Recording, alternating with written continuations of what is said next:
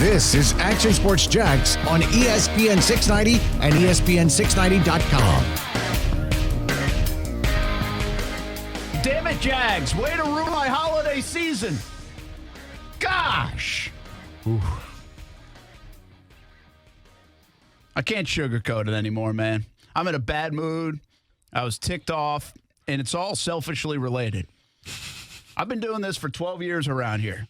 12 years. And we've had 1 year in November and December that have been meaningful. I'll actually give you a rookie year meaningful nature. Thanks, 2010, man. All right? Appreciate that. 8-5. That was kind of fun, and then you guys choked. We're in the playoff hunt. But after that, there's been nothing. So I'll say 2 out of 12 years.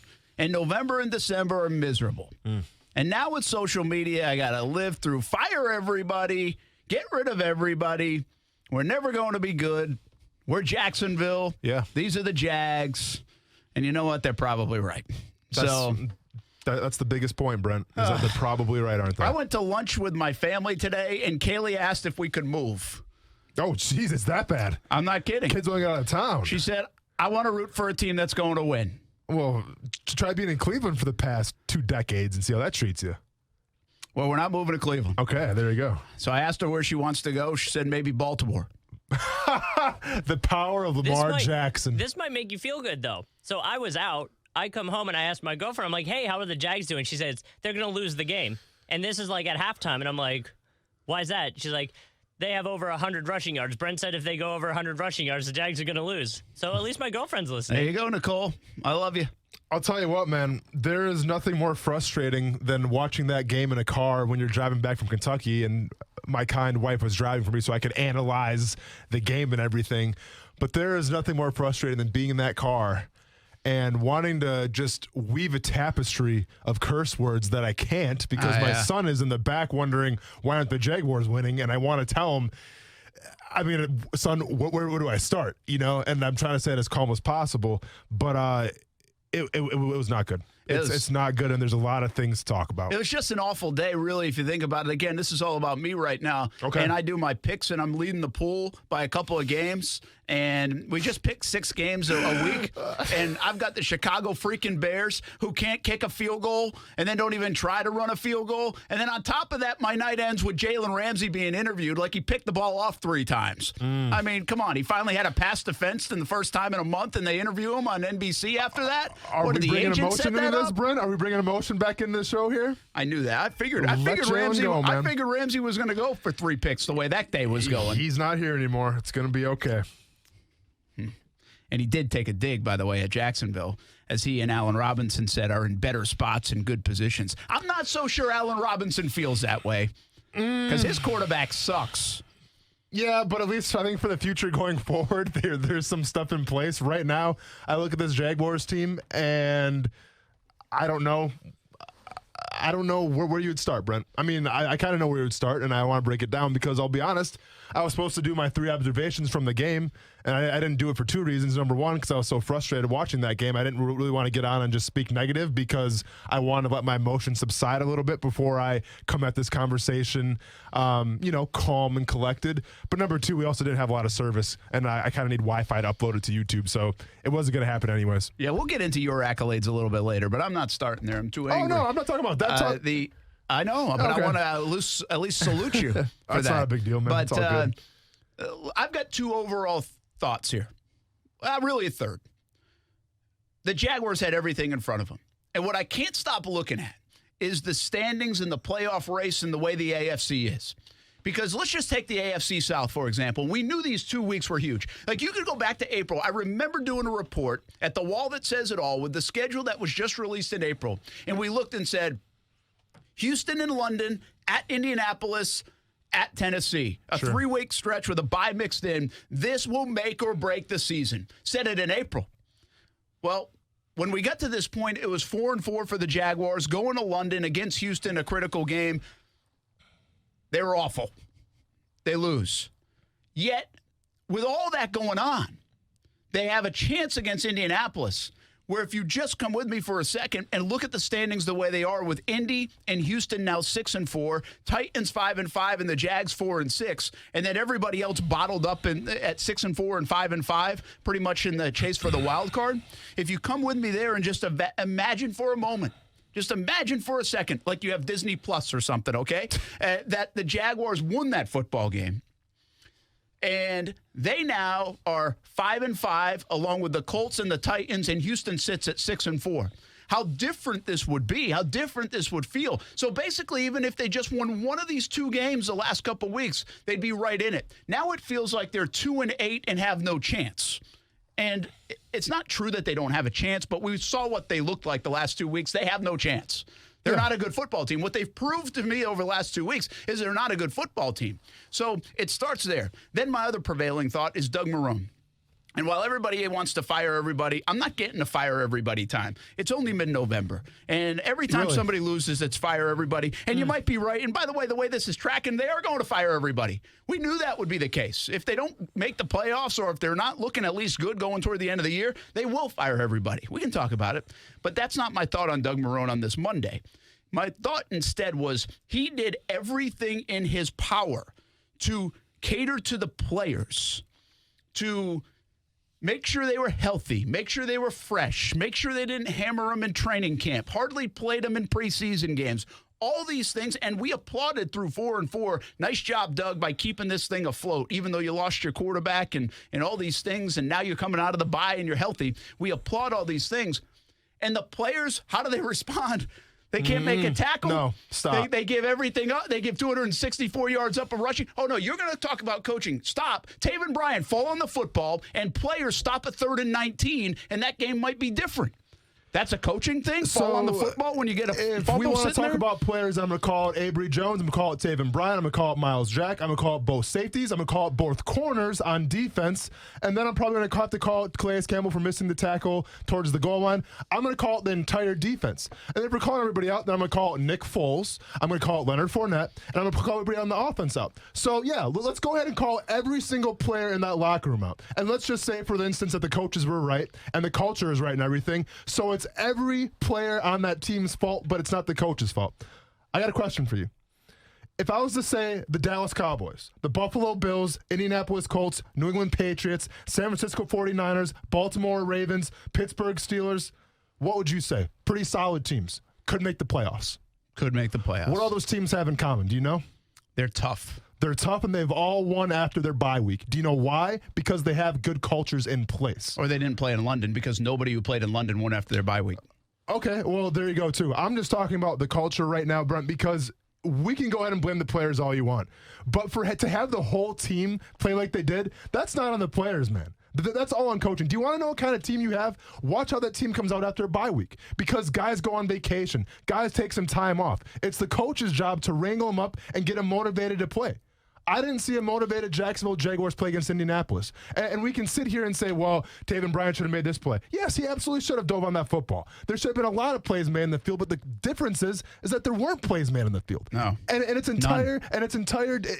entire team collective. It's not just one guy. It was literally the entire team. Even the kicker. I guess I'd argue maybe DJ Chark. I would say DJ had a flawless game. Maybe, did Yannick play good overall? I don't know. Yeah. So Yannick played pretty well in the run game a little bit. He let up a little bit, but overall, Yannick played well. But two guys, Brent. That's it. On the entire That's all I can think of. Might be stretching it. So you know what that tells me?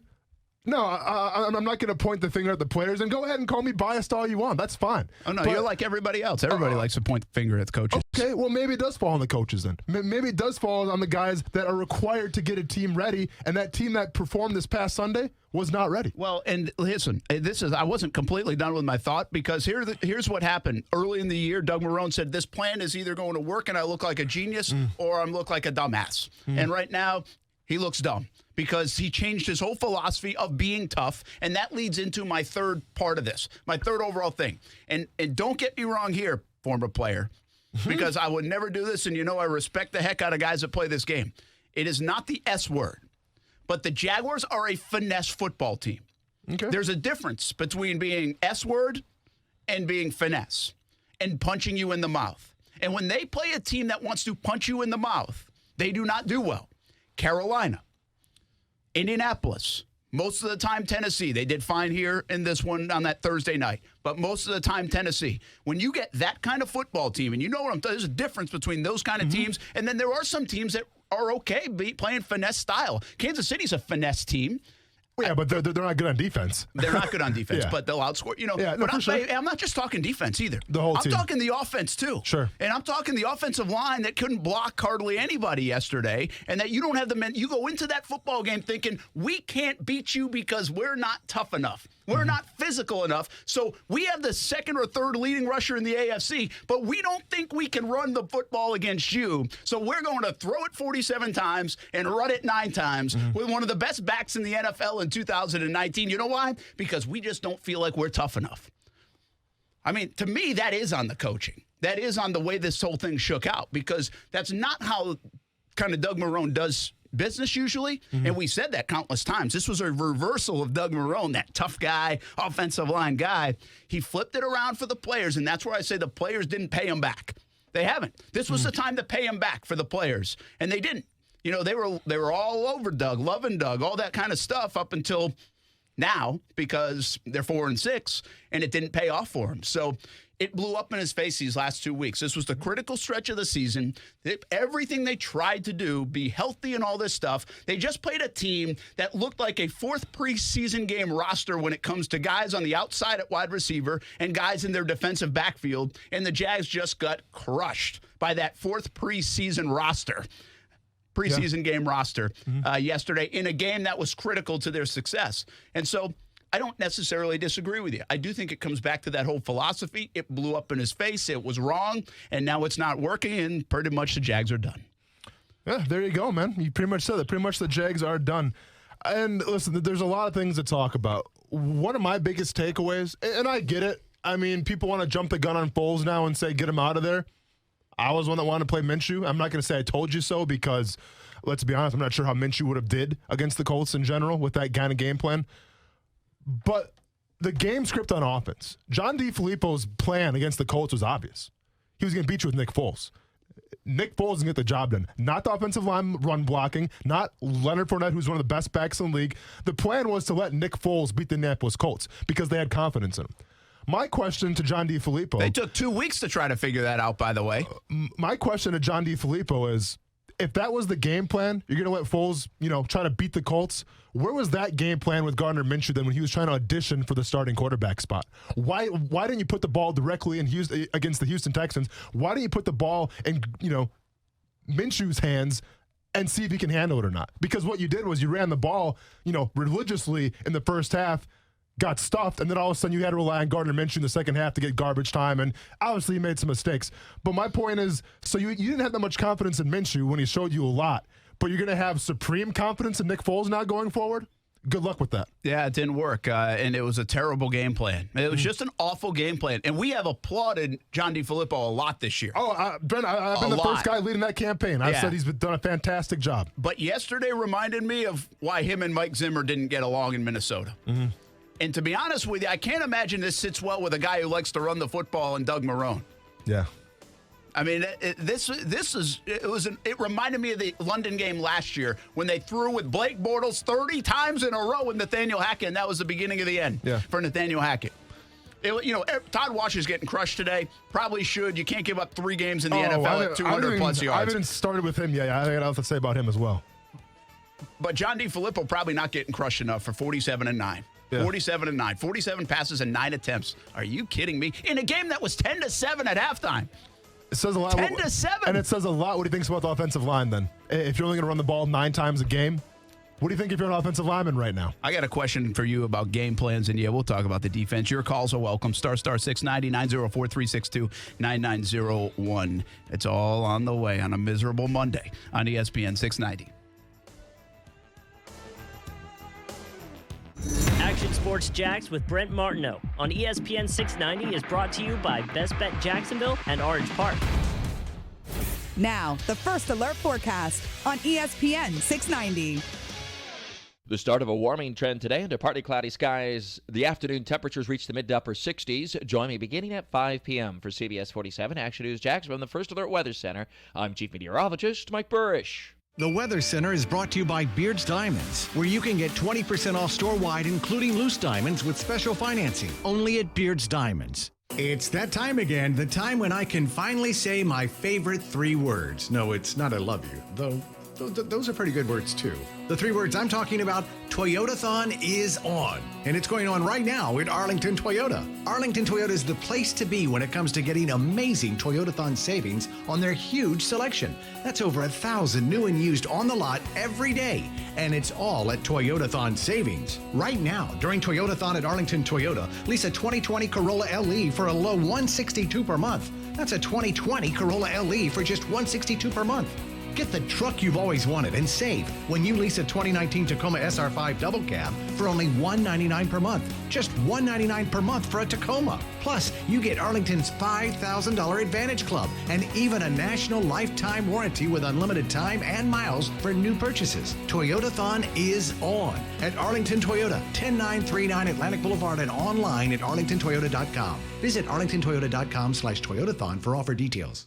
Shop the 904. This holiday season, shop local retailers right here in the 904. When you shop local retailers, you're making an investment in our own community. When you shop locally owned businesses, most of the money you spend with them stays right here in our community. Locally owned and operated businesses give our community character by offering unique options for shopping and dining. They are a big part of what makes living in the 904 so great. Shop the 904. Powered by Cox Media Group. At Action News Jax, we're here for severe. When storms threaten, put your trust in the Action News Jax First Alert Weather Team, led by Chief Meteorologist Mike Burrish, rated the most accurate for the last 13 years. The First Alert Weather Team is the only team of certified meteorologists in the Jacksonville area. That means we have the most schooling and training to forecast and predict severe weather. And that experience will keep you safe from a storm. Action News Jax First Alert Weather on CBS 47 and Fox 30. See, very intrigued by the Dan Le Batard Show on ESPN Radio. How have binoculars and just the general discomfort that comes with using binoculars, how have we not improved that? The Dan Le Batard Show with the Stugatz on ESPN Radio and ESPN News. Hi, I'm Mike Mills from REM, and this is Action Sports Jax. Yeah, I mean, obviously, second drive we went down and we were able to execute a play that, DJ did a nice job of running his route and, getting the ball in the end zone. And then after that, we just didn't execute. They obviously Indianapolis Colts played a great game today. Their defense did a nice job on us. It's as simple as we're going to watch the film, we're going to critique ourselves, we're going to improve, and we're going to do all that in the next 24 hours, and then we're going to move on because, that's life and that's football, and that's just sort of how it goes. Oh, they live in a different world from us. That's Nick Foles, and they got to say it. I get it. I know it. You got to stay tight in there and keep everything in the walls, and you're a professional and all that stuff. I understand that. So while other people will hammer Nick Foles' post-game press conference, and I'm just not doing that. I mean, what else are these guys supposed to say? I thought Calais Campbell, you'll hear from him a little bit later. I thought he was a little bit more poignant in his thoughts. Doug Marrone, I think, was a little bit more pointed in his thoughts at times yesterday after the game. But there's so much to get into here. The crazy thing is the Jaguars took the lead. I think the big deal, we said this a little bit, can he dictate play, right? And in the second series, that first one got derailed by a hold. Second series, they go down and make some plays, and DJ Chark catches a touchdown pass. You got a 7-0 lead on the road. I mean, I'm feeling good right now, man. Mm-hmm. Like, the Colts are not that good. Like, they're just not that good. Jacoby Brissett's a guy. Yeah. He's a guy. That's it.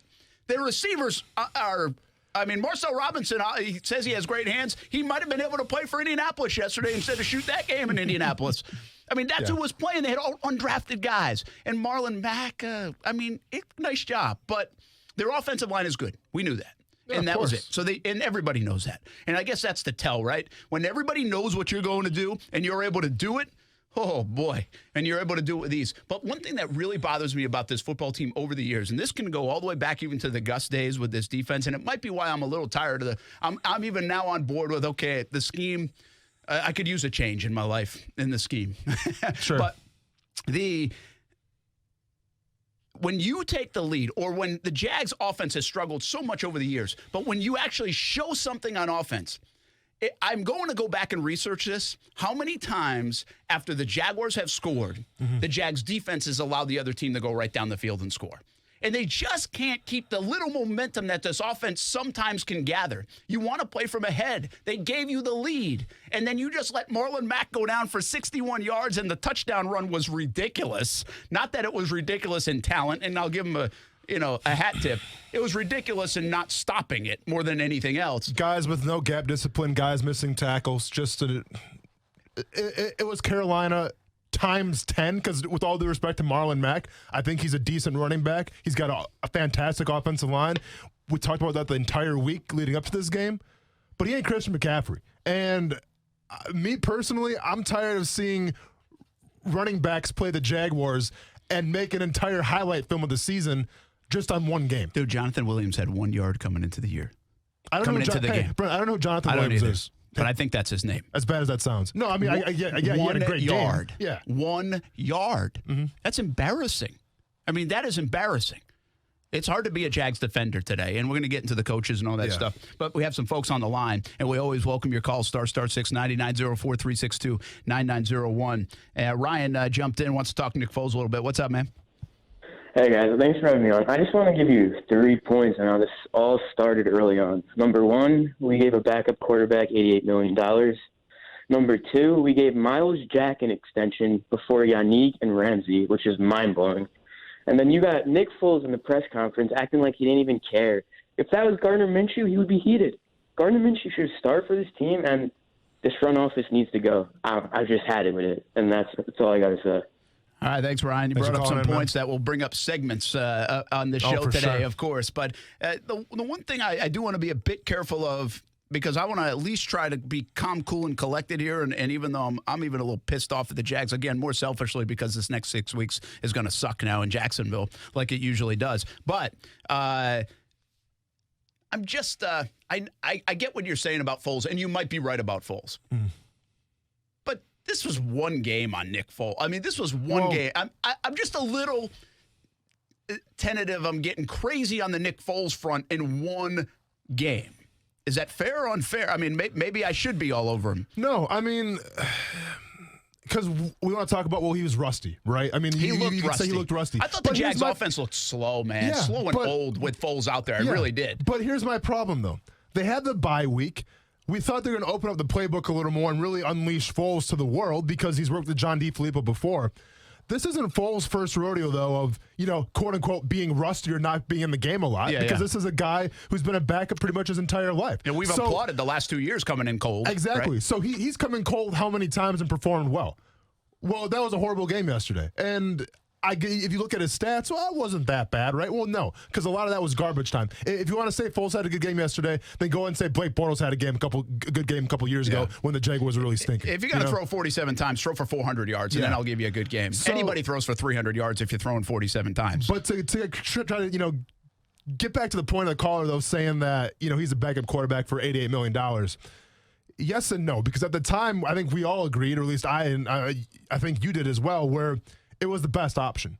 You were going to go draft Haskins because guess what? Haskins right now isn't playing that well in the NFL. Okay, so how confident would you be with Dwayne Haskins right now as your starting quarterback? Yeah, and tell on yourself a little bit because there's a lot of people that call, listen, whatever, around draft time that wanted Haskins. Yeah, so there you go. And Haskins doesn't look like he's going anywhere. Spoiler alert, Joe Flacco, probably not the answer either, right? So the options were kind of, they weren't there. I mean, you didn't have too many options to go after. I think the Jaguars at the time went after the best option. Now, will it pay dividends? We still don't know because we haven't seen a big enough sample size yet for the Jacksonville Jaguars. But despite that sample size, Brent, we have another option now in Gardner Minshew. That came out of nowhere. So there's always that in the back pocket too. Yeah, I think there's so many more pressing things than the Foles thing right now at the immediate. I think that we need a bigger sample, and you guys, you might be right. Yeah, everybody says the Foles thing and play Minshew. You might be right. But I saw Minshew play horribly in a game they needed to win against Houston last time. It scored 3 points. This offense has essentially scored 10 points in the last 2 games in must-win situations. The difference is at least Minshew was moving the ball up and down. But they also handed the damn ball off to the running back. And a lot of folks did say when we said who else didn't like everybody played bad. Said, well, Fournette hardly even played, so how can you say he played bad? But he had 2.8 yards per rushing, so that's not good in my book. It's not. I mean, I actually thought he was dancing a little bit and not really going downhill at times. But it wasn't enough of a sample. I'm not killing Fournette today. Give him the ball. I want him to get the ball. For sure. By all means, give him the rock. But hey, you had 7, 8 chances to run the ball, and you're averaging 2.8 per carry. That's not good. I mean, I don't care if your offensive line wasn't blocking well, if the holes you didn't see them, whatever the case is.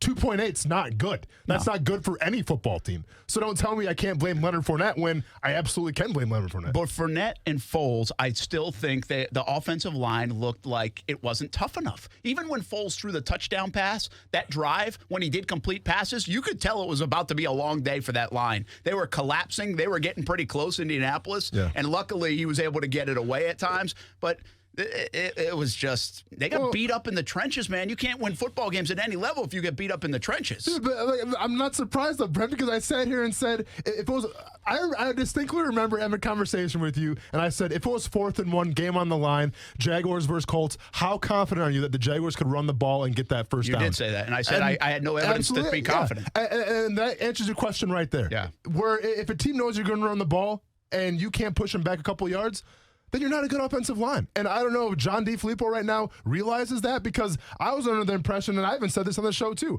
I wanted to see him pass the ball more to set up the run, right?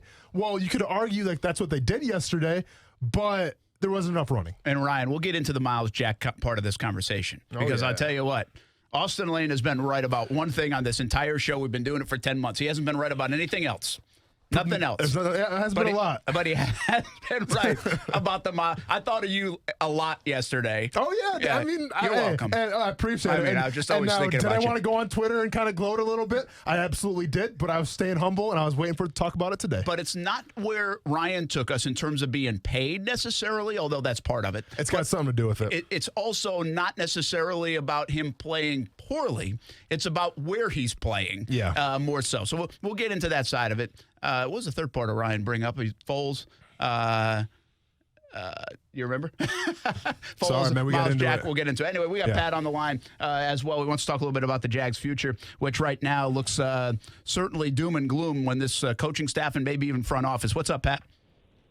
Hey, guys.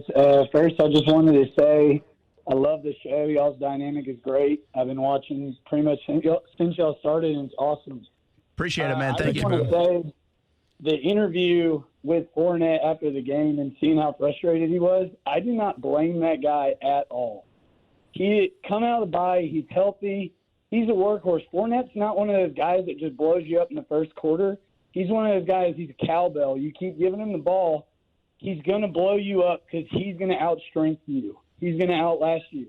I thought it was embarrassing, the play calling. Also, I think Foles, I want to give him one more game, but if he looks like that, this upcoming game against the Titans, I say Pitt Minshew in there. That's your future. Thanks, guys. Hey, thank you, man. Appreciate it. Thanks for listening to the show. And by the way, not afraid to tell you, you've been watching on some of the video feeds. We went over 1 million views on our video feeds on Friday. So thanks for checking those out. And we appreciate you checking out the show. Just the beginning, hopefully, for Action Sports Jax on ESPN 690. You know, he's right. And before we get to a break and when we'll come back, we got to talk about the defense. We will. Yeah. But more on DeFilippo right now. Everybody loves talking about the offense. I just don't understand the game plan of saying that we are not good enough. And they kind of did it against Houston, too, in London.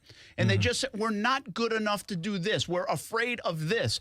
And it felt that way against Houston, remember? Yeah. They were afraid. They were afraid of their own trenches.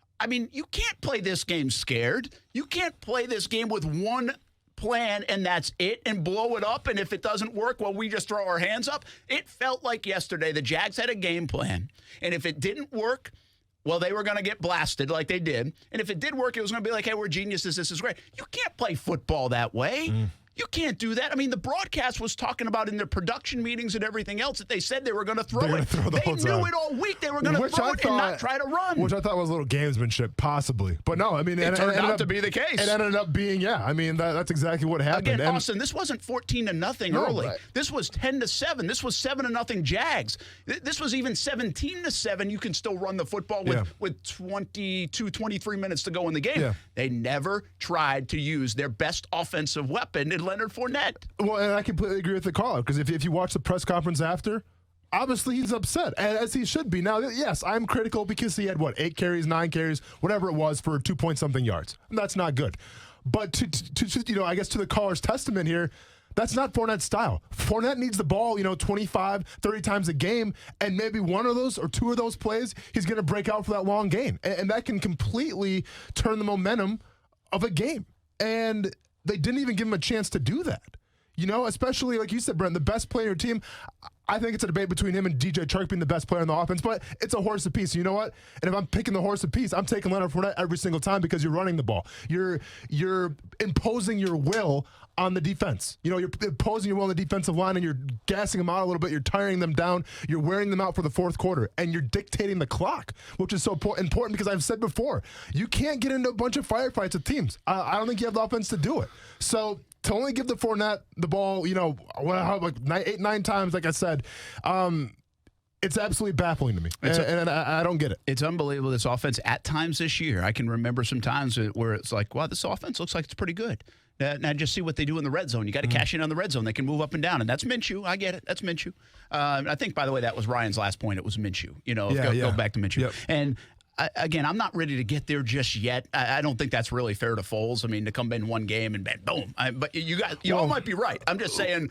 Like the last caller said, though, Brittany, so he wants to see one more game with Foles, and if he does bad, I assume, against Tennessee, then he wants to see Minshew back in. Hey, there's one way that we can figure out if the Jags can fix the red zone coming off the bye.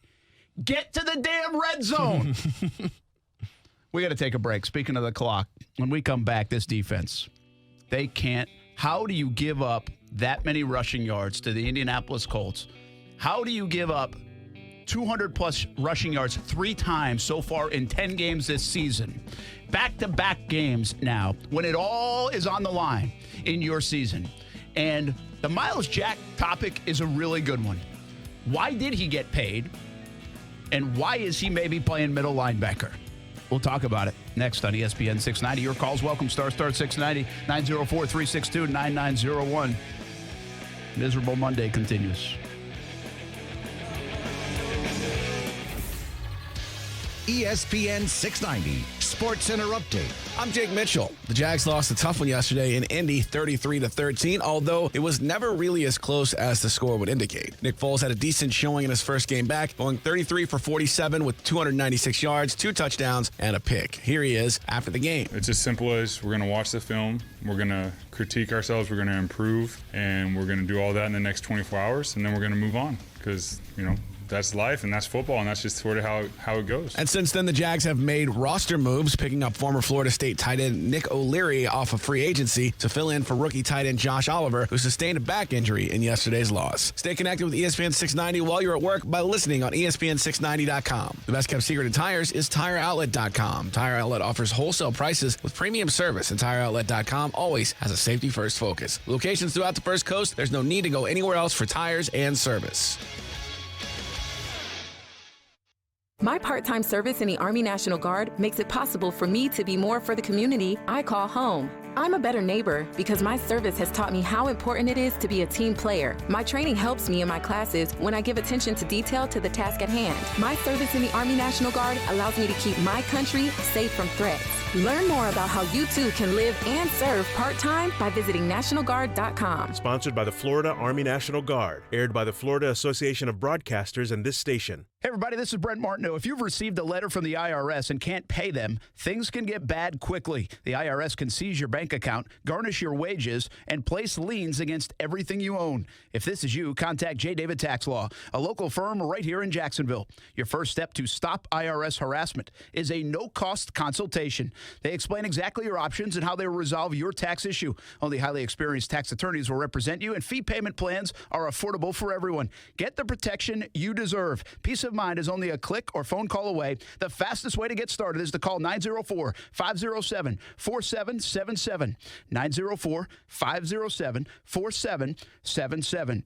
or online at jdavidtaxlaw.com. The number again, 904-507-4777, or online at jdavidtaxlaw.com. Who sells loose diamonds at 20% off? Nobody in the St. John's Town Center except Beard's Diamonds. 20% off all diamond engagement rings, necklaces, earrings, and more. Beard's Diamonds. In the St. John's Town Center or at beardsdiamonds.com. Can a tree change a life? At Trees for the Future, we believe trees make all the difference in the fight against poverty, hunger, and climate change. Through a proven permaculture method called the Forest Garden Approach, Trees for the Future has positively impacted over 26,000 farmers and their children. Are you ready to leave a lasting impact on the world? Find out how to plant seeds of hope this season at trees.org/radio. That's trees.org/radio. Pop quiz. If you sell a home for $500,000, how much would a traditional real estate agent charge in commission? If you guessed $25,000 to $30,000, you're right. But if you think that's the only way, you're wrong. This is why thousands of homeowners are making the switch to Rex. With Rex, you get a dedicated agent and a full-service experience at a fraction of the cost. Rex uses game-changing technology to cut out the middleman and save homeowners tens of thousands of dollars in fees. See if you qualify by calling 833-REX-HOME. Remember, this is your home. Why give an insane amount of equity away to an agent? Rex offers the lowest fee in the industry without skimping on service. You'll work with an experienced real estate team with you every step of the way. Get the most out of your home. See if you qualify by calling 833-REX-HOME. 833-REX-HOME. Florida, CQ 1057788. Minimum fee may apply. Not licensed in all 50 states. Visit rexhomes.com to see if Rex is available in your area. Rex fully supports the principles of the Fair Housing Act and Equal Opportunity Act. One of the easiest ways to offer local kids a great Christmas is through Jewish Family and Community Services. Help us make this holiday season shine. Jewish Family and Community Services. Here for giving, here for Jags. Locally owned and operated businesses give our community character by offering unique options for shopping and dining. They are a big part of what makes living in the 904 so great. Shop the 904. Powered by Cox Media Group. First Coast No More Homeless Pets Veterinary Hospital provides premium veterinary care for less. 7 days a week, a full range of services with compassionate care. Pet owners shouldn't have to choose between paying bills or a healthy pet. Call 425-0005, 425-0005, or fcnmhp.org. Hey, it's Mike Golick from Golick and Wingo. Thanks for making ESPN 690 the fastest growing sports station in Jacksonville. Clearly, it's because I'm on every morning from 6 till 10 a.m. But this isn't about me. It's about your business. Get your business noticed today. First Coast is making the switch to ESPN 690, and there's no better time to get on our team than right now. Call ESPN 690 today, 245-8732. That's 245-8732. Grow your business today on the new ESPN 690. It's that time again, the time when I can finally say my favorite 3 words. No, it's not I love you, though those are pretty good words too. The 3 words I'm talking about, Toyotathon is on. And it's going on right now at Arlington Toyota. Arlington Toyota is the place to be when it comes to getting amazing Toyotathon savings on their huge selection. That's over 1,000 new and used on the lot every day. And it's all at Toyotathon savings. Right now, during Toyotathon at Arlington Toyota, lease a 2020 Camry LE for only $232 a month. That's a 2020 Camry for just $232 a month. Ready to unwrap a RAV4? Then get to Arlington Toyota where you can lease a 2019 RAV4 LE for just $216 a month. Just $216 a month. Plus, you get Arlington's $5,000 Advantage Club and even a national lifetime warranty with unlimited time and miles for new purchases. Toyotathon is on at Arlington Toyota, 10939 Atlantic Boulevard, and online at arlingtontoyota.com. Visit arlingtontoyota.com/Toyotathon for offer details. If you've been thinking about LASIK and are tired of wearing glasses, we invite you to visit Meta Custom Vision at Florida Eye Specialists. Hi, my name is Akbar Hassan, and I am proud to be a member of the best team of LASIK surgeons in Northeast Florida. I first came to Jacksonville in 2002 after completing my LASIK fellowship at Duke. I served as lead LASIK surgeon at the Mayo Clinic for over 10 years before partnering with LASIK surgeons Dr. Amit Choksi and Dr. Jerry Mehta. Our combined surgical experience of over 25,000 LASIK cases simply cannot be beat. At Meta Custom Vision, our team of fellowship-trained surgeons and dedicated staff is committed to providing the highest quality LASIK. We're proud to offer LASIK with the most advanced and safest technology. We believe when it involves our eyes, nothing but the best will do. Come see why thousands of patients have chosen us for their own eyes and their families. Please call 268-EYES or check us out on the web at MetaLaser.com. Why wait when you can have a lifetime of great vision ahead of you? Come visit Meta Custom Vision at Florida Eye Specialists. We're the official eye care provider of the Jacksonville Jaguars. Golic and Wingo. I think my jersey was one of the top-selling jerseys around the world, and I didn't make $1 from it, but nor did I want to. I respect Tim Tebow. I respect his opinion. I love his passion. I just could not disagree with it more. Golic and Wingo. Weekdays at 6 Eastern on ESPN Radio and ESPN2.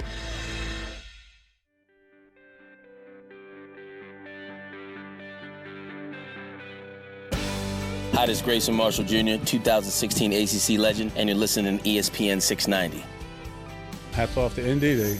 They got after us pretty good. And I told the team that we practice well, we prepare well, we don't perform well. You know, I'm responsible for penalties. I'm responsible for the way the team plays. I'm responsible for how they get ready to play on Sunday. And I've got to do a better job of getting this team ready to go. And we tried, stop the run a couple different ways and weren't able to do it. So we've got to take a good look at ourselves and figure that out. And then we got to figure out this third down where we can keep ourselves on the field and make some plays. Screw Indy, Doug. They're just average. But the problem is the Jags are worse than average. They win in the trenches, Brent. Brent Morton, Austin Lane on a Monday edition of Action Sports Jacks on ESPN 690. Coos here as well. We'll hear more from the Jaguars and just the fallout from a disaster yesterday and 2 games of missed opportunity over the last 3 weeks now, which changes the dynamic of the season, no doubt. I'm actually afraid of what might happen in Nashville on Sunday. We can talk about that as the week goes along, but I can picture Derrick Henry like in his bulldozer right now. Like I think he's driving a bulldozer to practice. Like, yeah. I don't even want to think about it. And I like Derrick. But yeah. And listen, I know you're not the biggest Titans believer, and I get it. And I haven't really sang their praises, but I've said they're a different team since Tannehill came along, and I'm still going to stick by that. And now they got Corey Davis coming back. You got Delaney Walker coming back, and obviously that run game. Yeah, it's going to be a hard game to win in Tennessee. And with what I saw after the bye week against the Colts, why would anybody think right now, if you're going to put money down, why would anybody think that the Jaguars could beat Tennessee at Tennessee? It could very well happen because it's the NFL, and I get it. It's a week-by-week basis. But going off what I saw last week, it's hard to come, to say that's going to happen. Yeah, I don't think so. All right, let's get back to the problem at hand. That is the defense. This is, again, you asked me about those teams earlier in the show, the Ravens, the this, the that, and the Titans, and there's a toughness about them, right? And I feel like, when Jack Del Rio was the coach, there were times where there was a toughness about the Jags defense. There was a toughness about the team, Brent, in general. The team, yeah. Let's say the whole team. With the late Vinny Manawai and guys like that. Yeah, you're right. Yeah. Mojo running the football. Heck yeah. I get so conflicted talking about this topic because there's a huge difference between saying you're not tough, like you're soft, you're that. But there are styles to football teams. And it's not – you can be a tough football player, but your team might just still be kind of a finesse team. Yeah. And I think the way the Jags started making explosive plays on both sides of the football in 2017 made them into this finesse team on both sides. I mean, Telvin Smith made a ton of plays. They're more well, and you say on defense especially, you can call a team finesse. I call them speed. Fast. I said they're fast as opposed to physical. Okay, that's fair. Yeah. That's probably a better way to put it. Yeah. So fast, and Telvin is that, right? Oh, correct. Again, Telvin's tough. He plays football. Yeah. But he's not tough like 260-pound linebacker guy tough. He's not going to knock you into next week. In fact, he'll miss a few tackles, but he'll also pick off a pass and run it back the other way. I'll tell you what, too. There's a play on the backside. He's going to chase it down and make that tackle as well. Excellent point. So that's the difference. Right now, the Jags don't. The problem is if you're not going to be physical, you better make the fast plays. right? Yeah. So, if you're going to make a ton of plays, you can give up some of the physical nature plays and miss some tackles here or there. Telvin Smith was making a living doing that. He earned himself a big contract doing that. The Jags defense was doing that. I think actually to a degree, this is going to sound bad too. I got to be careful here. Yannick Ngakoue is a fast football player. Right? Yeah. Now, again, there can be a toughness about him, but if you had to pick one, physical or fast, I'm going to say he's a fast football player. Is that accurate? Absolutely. Especially as a pass rusher. He's So, and that's why he makes the splash plays. Correct. Look at his stats. He's now the second leading sack man in Jacksonville Jaguars history. Crazy. Are you going to pay? I don't know. I was looking at my sign. Yeah, where's the sign? The pay sign, on. Yeah, I said I'd probably pay him now. But I tell you what, the front office and everybody, and Shad Khan and everybody else, they have no choice. They have the way this stuff has gone over the last however many years. If he wants $200 million, you better pay Jan. Yeah. I mean, they have no choice. You cannot tell this, and it's not even about Yannick Ngakoue. It's about the fan base and everybody else. You better pay him and keep him here. He is the second most. That's right. He is the second most prolific pass rusher in the history of your franchise, and he continues to make big plays. That was a game-changing play potentially if Taven Bryan falls on it, or if he does essentially scoop and score it. Yeah, didn't happen, but he helped make that play that could have been a game-changing play. So I guess Marcell Dareus, do they miss him that much? Is Marcell Dareus that big of a factor on this football team? When I said it, listen, I'm a big Marcell Dareus fan, and he may not have shown up in the stat columns with tackles for loss and sacks, and I really don't care what Pro Football Focus says about Marcell Dareus. All I have to go off is what I've seen on film. And what I've said on film, and it's one of the promos that you guys use for me when we come into the show, I think he has one of the best first steps in the NFL. Yeah. I think he has some of the quickest hands in the NFL, and they absolutely did miss him. You know, and then the whole theory behind it was, Taven Bryan's starting to surge now, which he is. Taven Bryan's playing better football. But guess what? He's not Marcell Dareus. Well, the bottom line, he's hurt. I mean, you can't do anything about it. I'm just saying you miss him. This is my point, though. Absolutely, yes, you miss him. Because I think the theory was Taven Bryan would replace him and they wouldn't miss a beat. Yeah. Well, no, you're missing a lot of beats right now. And for the record, I think he did play against Carolina, but he's banged up all year. Yeah. Marcell Dareus had the elbow, then had this, and what was it? His whole groin was ripped off? No, so his complete abdominal muscles were ripped off from his groin to his hips or whatever. Yeah, that's gross. Yeah. Painful. And, and by the way, played with it for the whole game. Yeah. Played with it. Pretty tough guy. I would say physical more than fast. When it comes to Dareus. Badass more than fast. Yeah, whatever you want to call him. Listen, and I think if you're going to go down the list of players, I think I love Calais Campbell. Yeah. But I don't, and he had some good games stacked up. He has. This one wasn't one for him. And when there's not a good game for Calais Campbell, I think the age factor starts to creep in your mind. Of course. And there are days where the Jags in general, I thought they looked old and slow in the entire football game yesterday, both sides of the ball. Mm-hmm. Their offense looked sluggish and slow, and Foles was in on that rather than Minshew, so it looked a little different to the eyes. Yeah. They couldn't run the football. There were no explosive plays other than the touchdown to DJ Chark, and they looked slow. It felt like I was watching a game that was being played outside in Chicago at 15 degrees. Yeah. You know how those games kind of look sometimes, where nobody's running fast. They're kind of stuck in the mud. I felt this was on turf inside. Usually look faster. The Jags looked slower. And so I do think a little bit that's Calais. Then the two big topics here from a defensive point of view. One is Todd Wash. Mm-hmm. And people have been calling for Todd Wash's head for years. Mm-hmm. I have not subscribed to that. I think some of the numbers have stacked up nicely. I've always say I think it's more about players most of the time. I think when you give up 3 200-yard games, I think you have to go look at the coach.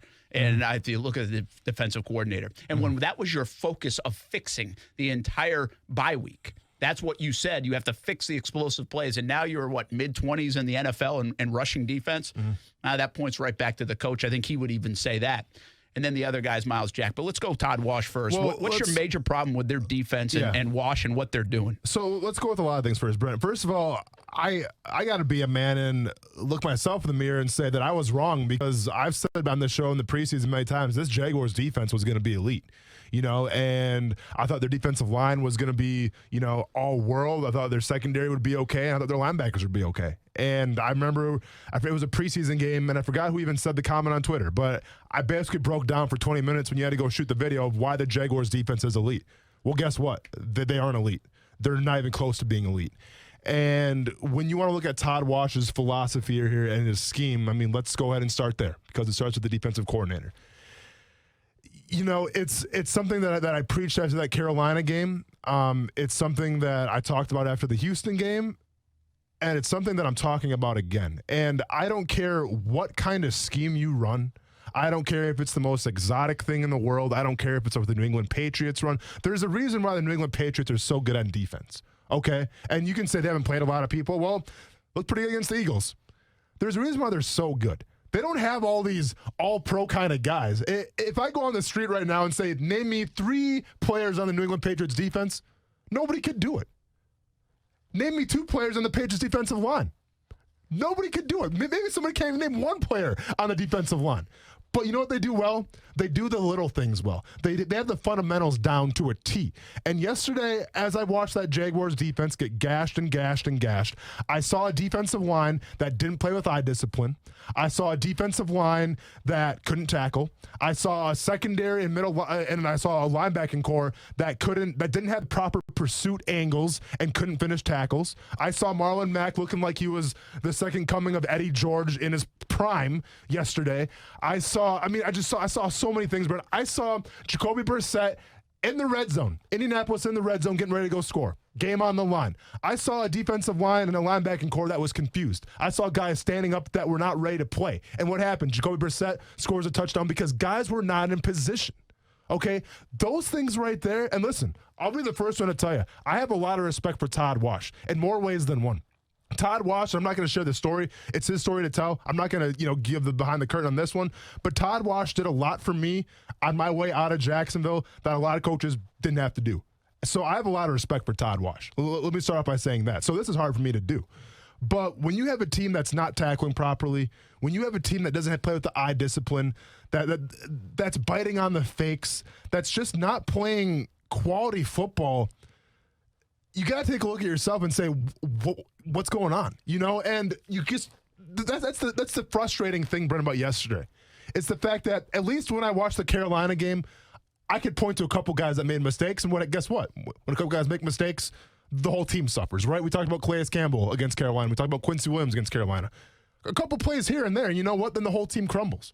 Yesterday, I saw play after play after play. It wasn't just 1 or 2 or 3 big plays.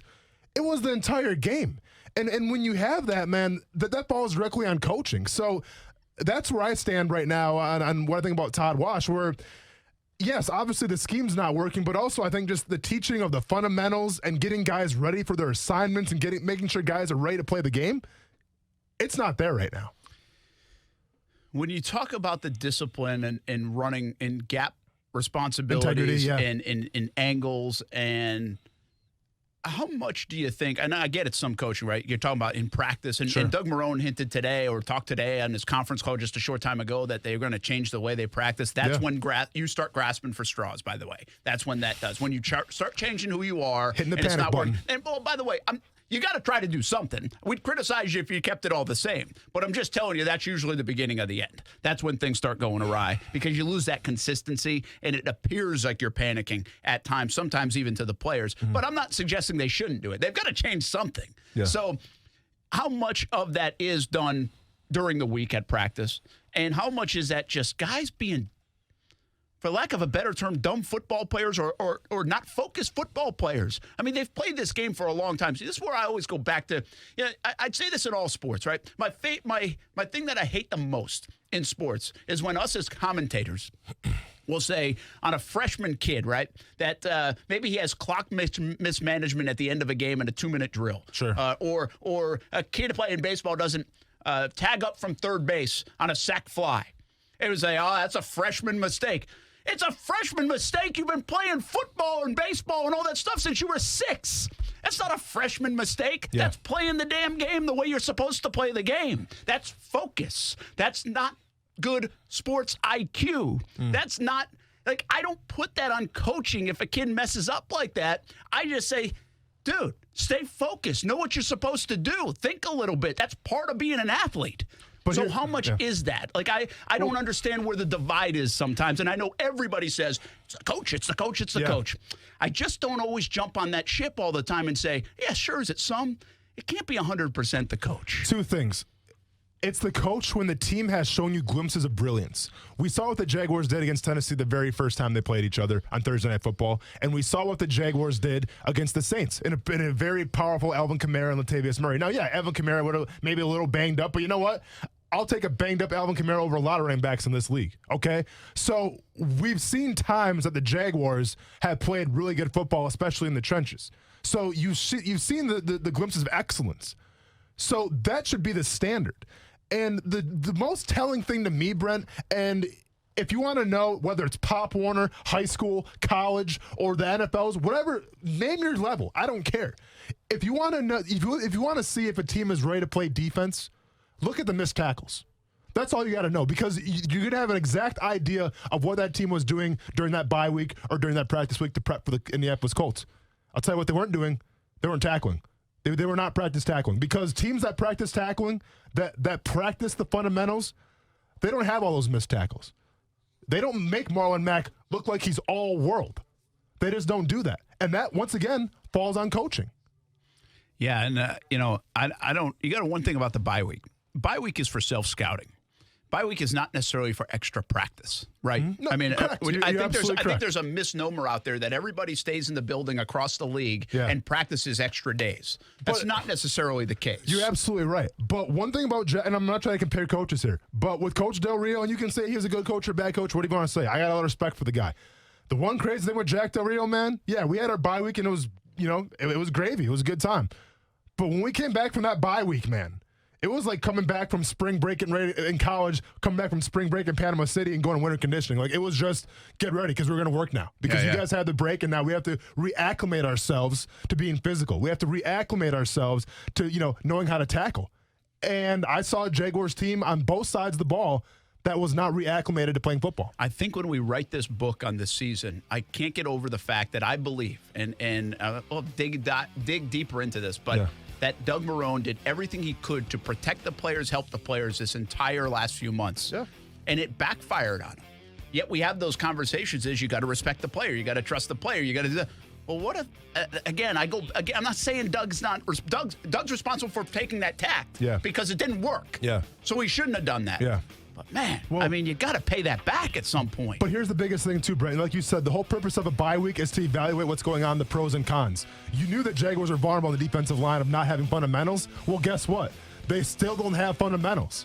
So who does that fall on? Well, how much falls coaches and how much falls on the middle linebacker? Miles Jack conversation next on ESPN 690. Attention men and women. If you'd like to get your hair back, then you need to listen to some of our clients. John in Orange Park. IHRS showed me what was causing my hair loss and helped stop it. Call IHRS now at 904-777-IHRS. Find out how to grow your hair back with a free hair and scalp examination. Mike from Bay Meadows. I finally found the most experienced company who could restore my hair. Now I have hair where I had none before. Results guaranteed. Diane from Ponte Vedra. Now I have what lotions couldn't give me. Thick, beautiful hair. Find out why you're losing your hair and how to grow your hair back. Call 904-777-IHRS for a limited time free hair and scalp examination. Now my hair will grow for the rest of my life. Thanks, IHRS. Thank you, IHRS. Thanks, IHRS, for giving me my hair back. Hurry, this free examination, normally $199, is yours for free and good only through Sunday. For your free examination, call IHRS at 904-777-IHRS. That's 904-777-4477. Call now. New flavors and a rating that would make man jealous. Hey, everyone, this is Austin Lane. And I'm Brett Martineau. Vida de Luis recently got a 98 rating. It's new, and it's getting rave reviews. Made in Tequila, Mexico, and shipped directly to Jax Beach. Vida de Luis is available in 3 flavors. And those flavors are Blanco, Reposado, and Añejo. Try all 3. Make your own recipes with Vida de Luis Tequila, one of the smoothest tequilas you will ever taste. For merchandise and more, visit VidaDeLuis.com. Say hello to your new secret advertising weapon, your own branded mobile phone number. Star Mobile provisions vanity mobile numbers prefixed by Star, providing audiences an easy way to reach your business. Give it a try now by dialing Star Mobile from your mobile phone. That's Star Mobile. ESPN Radio Sports Center. I'm Christine Lisi. Alabama star quarterback Tua Tagovailoa had successful surgery on his right hip today. According to the school, Tua's prognosis is excellent and he's expected to make a full recovery. Tagovailoa will miss the rest of the season. Ravens quarterback Lamar Jackson, coming off his 4-touchdown passing performance in the rout of the Texans, now the favorite to win NFL MVP at 7-5. He entered this season at 50-1. With Jackson at the helm, it's easy to see why Baltimore's one of the Super Bowl favorites, notes ESPN NFL analyst Pat McAfee. Yesterday, he's making people miss. He's delivering the thing, and what he does is something that nobody else can do. It's impossible to prepare for. It's impossible to defend. In the way that they're running right now, have they peaked too early? Possibly, but this Ravens team looks like they are unstoppable. Division rivals clash on Monday Night Football to close out Week 11. Chargers-Chiefs from Mexico City, 7 Eastern, ESPN TV. KC's atop the AFC West by a half game on the Raiders. The 4-6 Chargers are 2 back. NBA Nets guard Kyrie Irving with a shoulder issue out a second straight game tonight against the Pacers. Brought to you by Discover. Get your free credit scorecard today. Even if you're not a Discover customer, it includes your FICO credit score, and checking your scorecard won't hurt your credit. Learn more at discover.com/credit scorecard. Limitations apply.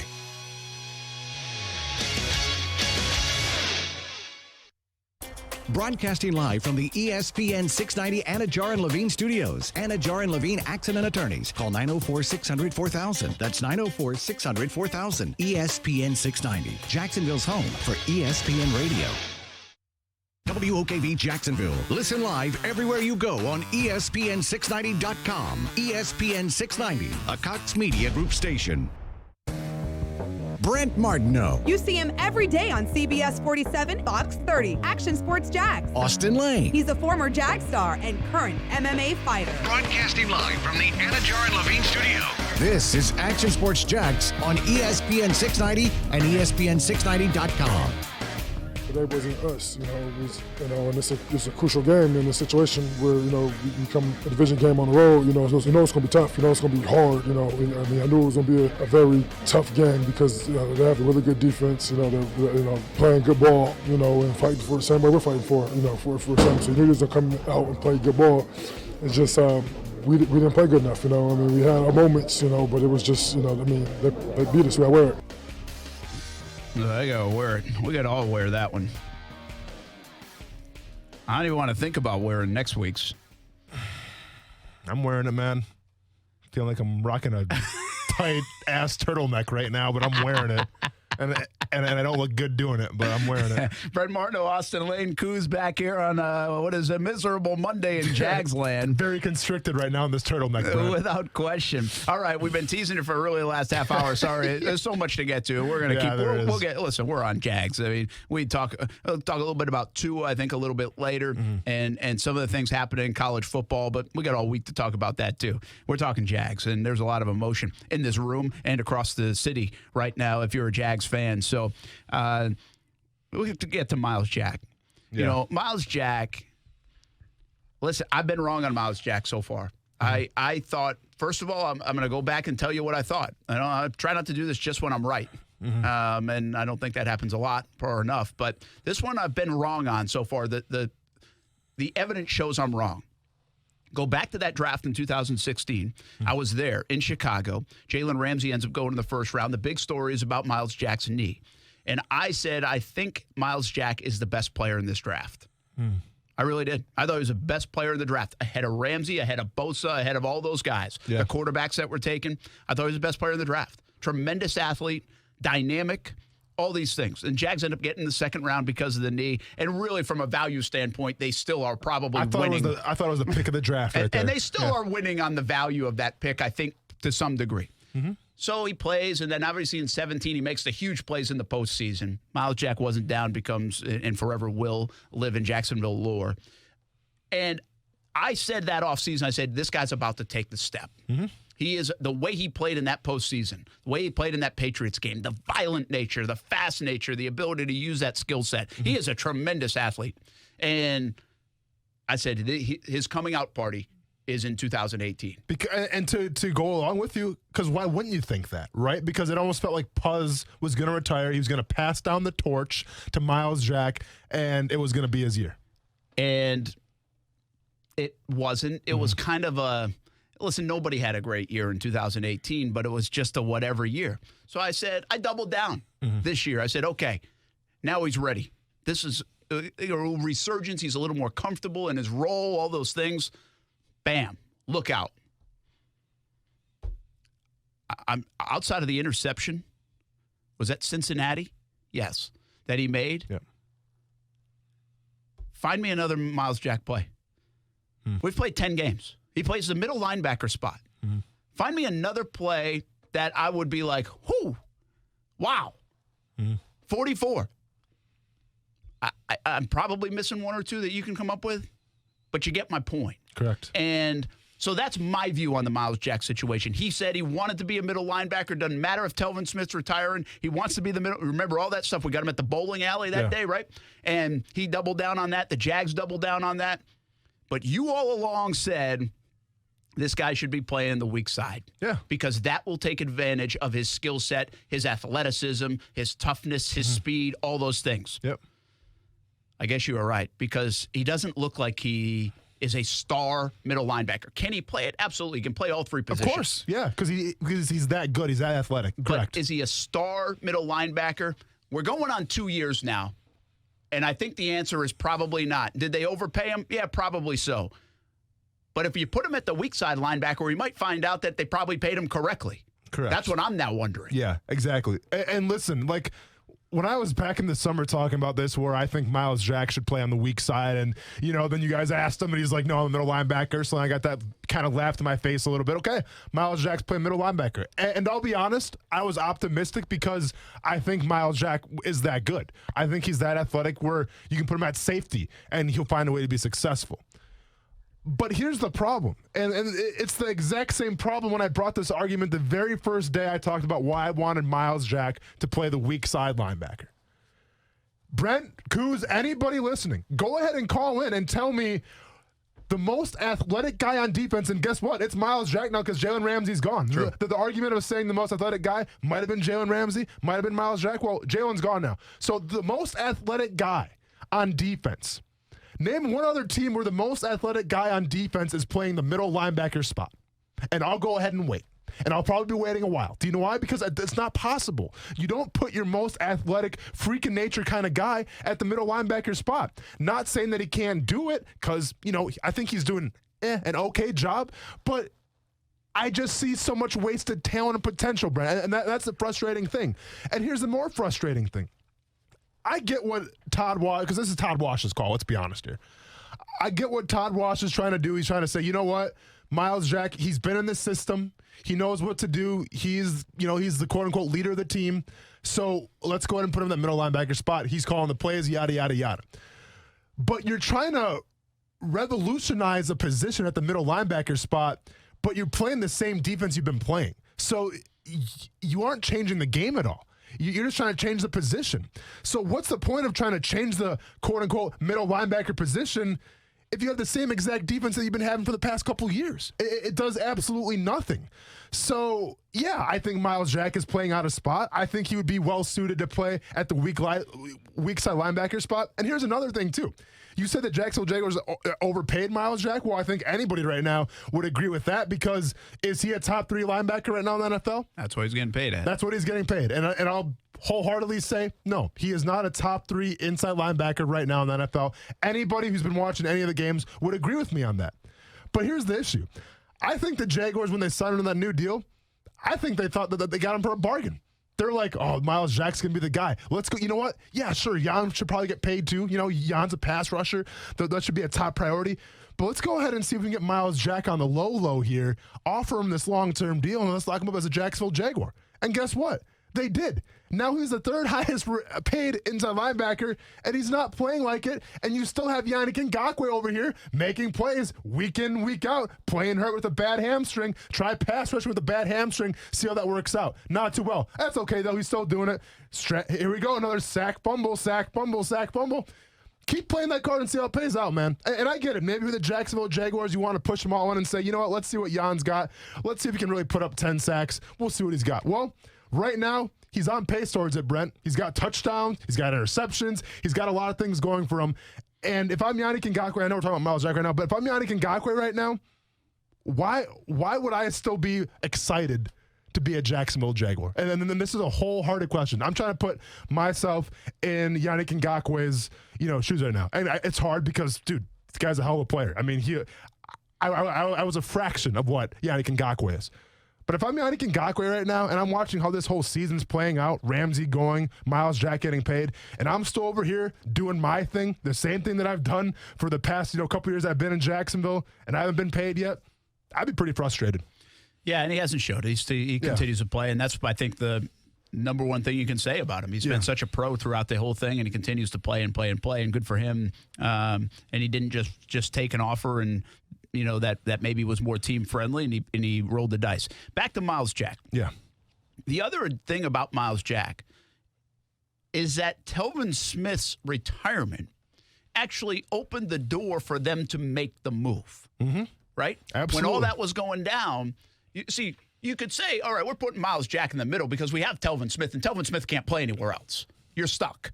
Right? Yeah. I mean, he can't play in the middle, and he's not playing the strong side linebacker spot. So unless you're moving him to safety, there's nowhere else to play Telvin Smith, and he's got a contract, and he's a Pro Bowl guy there. Yeah. So you're a little crowded at that spot. Well, then Telvin says, I'm not playing. Mm-hmm. And you had the chance to move, but it speaks to what this whole thing is all about. It's like you listened to the player and said, where I want the player says, I want to play here, so I'm going to stay here.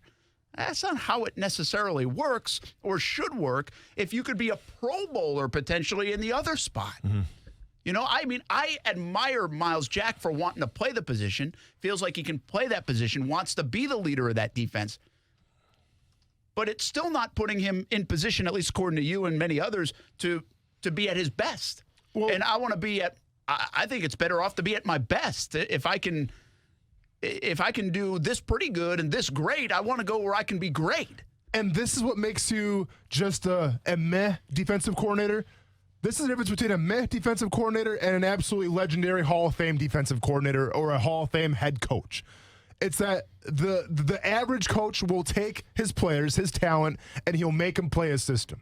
A great coach, a legendary coach, Brent, he will take the talent and make the system work for him. Taking the talent and making the system work for them, that means that Myles Jack's got to play on the outside because that's where he's utilized best. Hands down. I mean, there's no arguments. All right, there is no arguments because you're going to put your most athletic guy, especially at the linebacking core, you put him on the outside where he can run around, you can blitz with him, you can drop back into coverage, you can do all these things with him. And maybe you don't make him, have to know all the calls, have all the checks down, all the audibles down. No, that's not Myles Jack's game. Myles Jack's an athletic freak. Let him run around. But guess what? At the middle linebacker spot, you're basically you're trying to rein in a cage dog. That's all you're doing at the middle linebacker spot.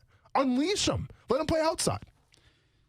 One more thing for Myles Jack defense, because I know it sounds like we're kind of hammering Myles Jack. I don't think he's playing up to where they thought he would. I don't think he's playing up to where he thought he would. I don't think he's playing up to that contract. And I think you're right about probably in the wrong position. Mm-hmm.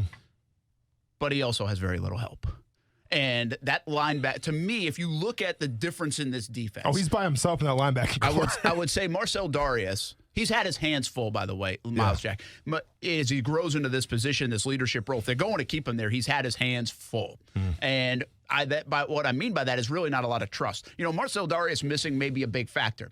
But when you talk about run defense, at least when I hear run defense, 200-plus yards in 3 games, I think the linebackers. And I think it's a linebacker issue just as much as anything else. And I know it all works hand in hand. But if your linebackers are playing well, nobody runs for 200 yards. Well, yeah, but you're absolutely right, Brent. But once again, I'm not trying to just single out Myles Jack here because this is a collective team thing. My only point is I think Myles Jack's playing out of position, but especially yesterday, it falls on the safeties. Safety's not crashing hard enough. It falls on the defensive linemen for not keeping those great linemen for the Colts, off of Myles Jack. So it falls on a lot of people, Brent. But when I see guys trying to struggle to get lined up and the ball's already snapped, I mean, that's Myles Jack. That is Myles Jack. That's your general, Yeah. And when you're the general and your guys aren't ready, man, that falls on you. So it's things of that nature. Well, and listen, my point in the other linebackers is if you take 2017, you had Paul Posluszny, Myles Jack, and Telvin Smith. Telvin Smith goes to a Pro Bowl, an emerging player in Miles Jack, and a solid player in Puz at that stage of his career, right? I mean, he's playing 30% of the time at that strong side spot. He had moved over, and so he's playing periodically. But they all trust him. You don't have to tell him where to go. He knows where he's going to go.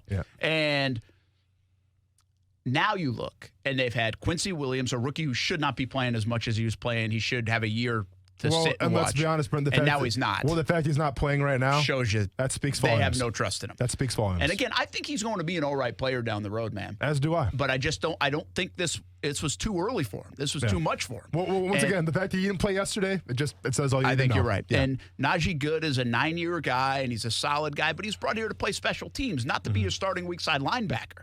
And Leon Jacobs, he's had some nice moments earlier in the season, coming off an injury.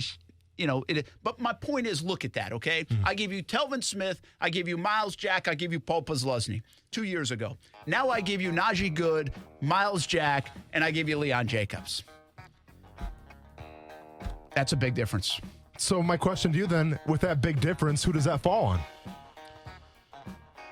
Well, I mean, you're going to tell me the front office. Well, but I mean, there's got to be accountability. I mean, absolutely. Telvin Smith screwed the team a little bit in that front. Oh, he absolutely did. But guess what? That's not the first time a player's retired a little early. I get it, but you don't sit there and draft linebackers when you have a Pro Bowl linebacker.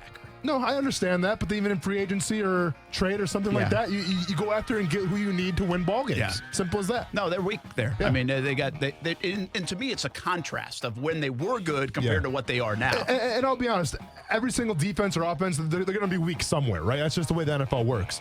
But the linebacking core right now, it's a very glaring weakness. And it's almost to the point where it's not a scheme or anything. It's just they're outmanned. And the other thing is, that's where you get toughness from, man. That physical nature comes from your linebackers and your safeties a lot, right? Go pop somebody. I had Puz, I had Darryl Smith, I had Russell Allen. Yeah. Do you remember Say a big no hit? More. Lance Briggs. Can you give me a big hit? I don't remember a big hit. I think Quincy had one in the Titans game. Quincy had one. So week 3. Week 3. Not too many big hits, man. Not too many big hits. When we come back, Foles, Minshew. We'll talk about it next on ESPN 690. Action Sports Jags with Brent Martineau on ESPN 690 is brought to you by Best Bet Jacksonville and Orange Park. Now, the First Alert forecast on ESPN 690. Pretty chilly tonight. Grab your sweaters and jackets. Under clear skies, will drop into the low to mid 40s. From the First Alert Weather Center, I'm Action News Jax Chief Meteorologist Mike Burrish. The Weather Center is brought to you by Beards Diamonds, where you can get 20% off store-wide, including loose diamonds with special financing. Only at Beards Diamonds. Pros, shop Lowe's Black Friday deals to save your business money. Deals like $200 off a DeWalt 12-inch 15-amp dual bevel sliding compound miter saw, now just $349. If you're managing properties and need to update appliances, get up to 40% off select appliance special values, including kitchen suites as low as $1169 when you order large volume purchases through our quote support program. For these Black Friday deals and more, do it right for less. Start with Lowe's. Appliance offer valid through 12/5. DeWalt offer valid through 11/27. Volume discount terms and conditions apply. U.S. only. At the 1955 Rose Bowl, Goodyear began providing stunning aerial coverage of college football, forever changing the way the game is experienced. In recognition of its significant contribution, the Goodyear blimp is being inducted into the College Football Hall of Fame as an honorary member. It's the first non-player or coach to ever be inducted. Goodyear is celebrating this honor by reminding you to look forward and make sure you're prepared for the road ahead. Discover more at Goodyear.com. Goodyear, more driven. The holidays are on the horizon, and that means family and food. Hey, everybody, I'm Brent Martineau. Let Renna's Pizza help you out. Parties at school, parties at work, celebrations, or hey, maybe you're just tired of cooking yourself. Renna's has you covered with 5 locations in Northeast Florida. Want a fresh one? Renna's makes everything fresh. New York-style pizza, sandwiches, salads, pasta dishes. Everything fresh. Find out why Renna's has been a family favorite for over 40 years. 5 locations in Northeast Florida, Marsh Landing, Bay Meadows, Argyle Forest, San Jose, and the newest location in Neptune Beach. The home of the Action Sports Jax Dream 18 can be your home course, too. The golf club at Southampton in North St. Johns County, located off County Road 210. Family owned and operated. Cooler temperatures are here, and Southampton is a fun course to play. The golf club at Southampton offers club membership programs starting at just $79. You have to see their new practice facility. It's a player-friendly golf course, and it will be your gateway to a great time with the family or with your buddies. The golf club at Southampton. Call 904-287-PLAY. That's 904-287-PLAY. Attention men and women. If you'd like to get your hair back, then you need to listen to some of our clients. John in Orange Park. IHRS showed me what was causing my hair loss and helped stop it. Call IHRS now at 904-777-IHRS. Find out how to grow your hair back with a free hair and scalp examination. Mike from Bay Meadows. I finally found the most experienced company who could restore my hair. Now I have hair where I had none before. Results guaranteed. Diane from Ponte Vedra. Now I have what lotions couldn't give me. Thick, beautiful hair. Find out why you're losing your hair and how to grow your hair back. Call 904-777-IHRS for a limited time free hair and scalp examination. Now my hair will grow for the rest of my life. Thanks, IHRS. Thank you, IHRS. Thanks, IHRS, for giving me my hair back. Hurry, this free examination, normally $199, is yours for free and good only through Sunday. For your free examination, call IHRS at 904-777-IHRS. That's 904-777-4477. Call now. When the time comes to get your roof replaced, call Big Fish Roofing. We don't require any upfront deposits, and we are locally owned and operated by Jacksonville natives who have built their business on quality and integrity. At Big Fish Roofing, we know your roof is the first line of defense against the elements, so we make sure to deliver a quality project in a timely manner. You can find us at bigfishroofing.com or facebook.com/bigfishroofing, or give us a call at 904-685-8334. What's up, Jacksonville? This is Allie McDeal from both Best Bet Card Rooms in Jacksonville and Orange Park. Head to either Best Bet location November 30th for a chance to win $12,000. Jump in a cash game at either location for a monster high hands. The player with the highest hand between noon and 6 p.m. will receive $6,000. Stick around. The high hand will reset, and the player with the highest hand between 6 p.m. and midnight will also receive $6,000. For more detailed information, visit them on the web at bestbetjacks.com. Best Bet, where anybody can win. Stephen A. Smith Show, weekdays from 1 to 3 p.m. on ESPN 690. Nobody's saying that Jimmy Garoppolo can't play. He's got 9 touchdowns and 7 interceptions. I know they got a good defense, because that's the only reason they ain't know right now. It ain't because of Jimmy G.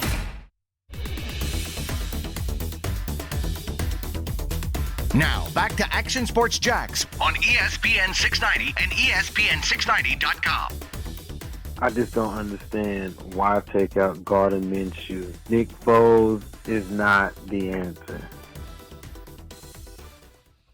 Well, here we go. That's your call, star 690. As always, really every day on any topic you want to jump in, leave a voicemail on star 690. But after Jags games, during Jags games, more than welcome to do so. Also, you call the show. Star 690 904-362-9901. And that's the next part of this, right? Foles, Minshew. Did Doug Marrone push the right button? Did he push the wrong button? Well, he pushed every wrong button yesterday, that's for sure. There's no right button to push. And did the quarterbacks are the quarterbacks responsible for stopping the run? That's what I want to know. No, they're not, but they are responsible for doing something on offense. You know, I remember saying at 17-7. And while the eyesore of that game yesterday is giving up the run yards, right? Mm-hmm. And giving up a 3rd and 19. And Taven Bryan not falling on the football. So they're all in the eyesore is on the defense. But I remember tweeting at that time, be like, hey, it's fine, but you don't win games scoring 7 points.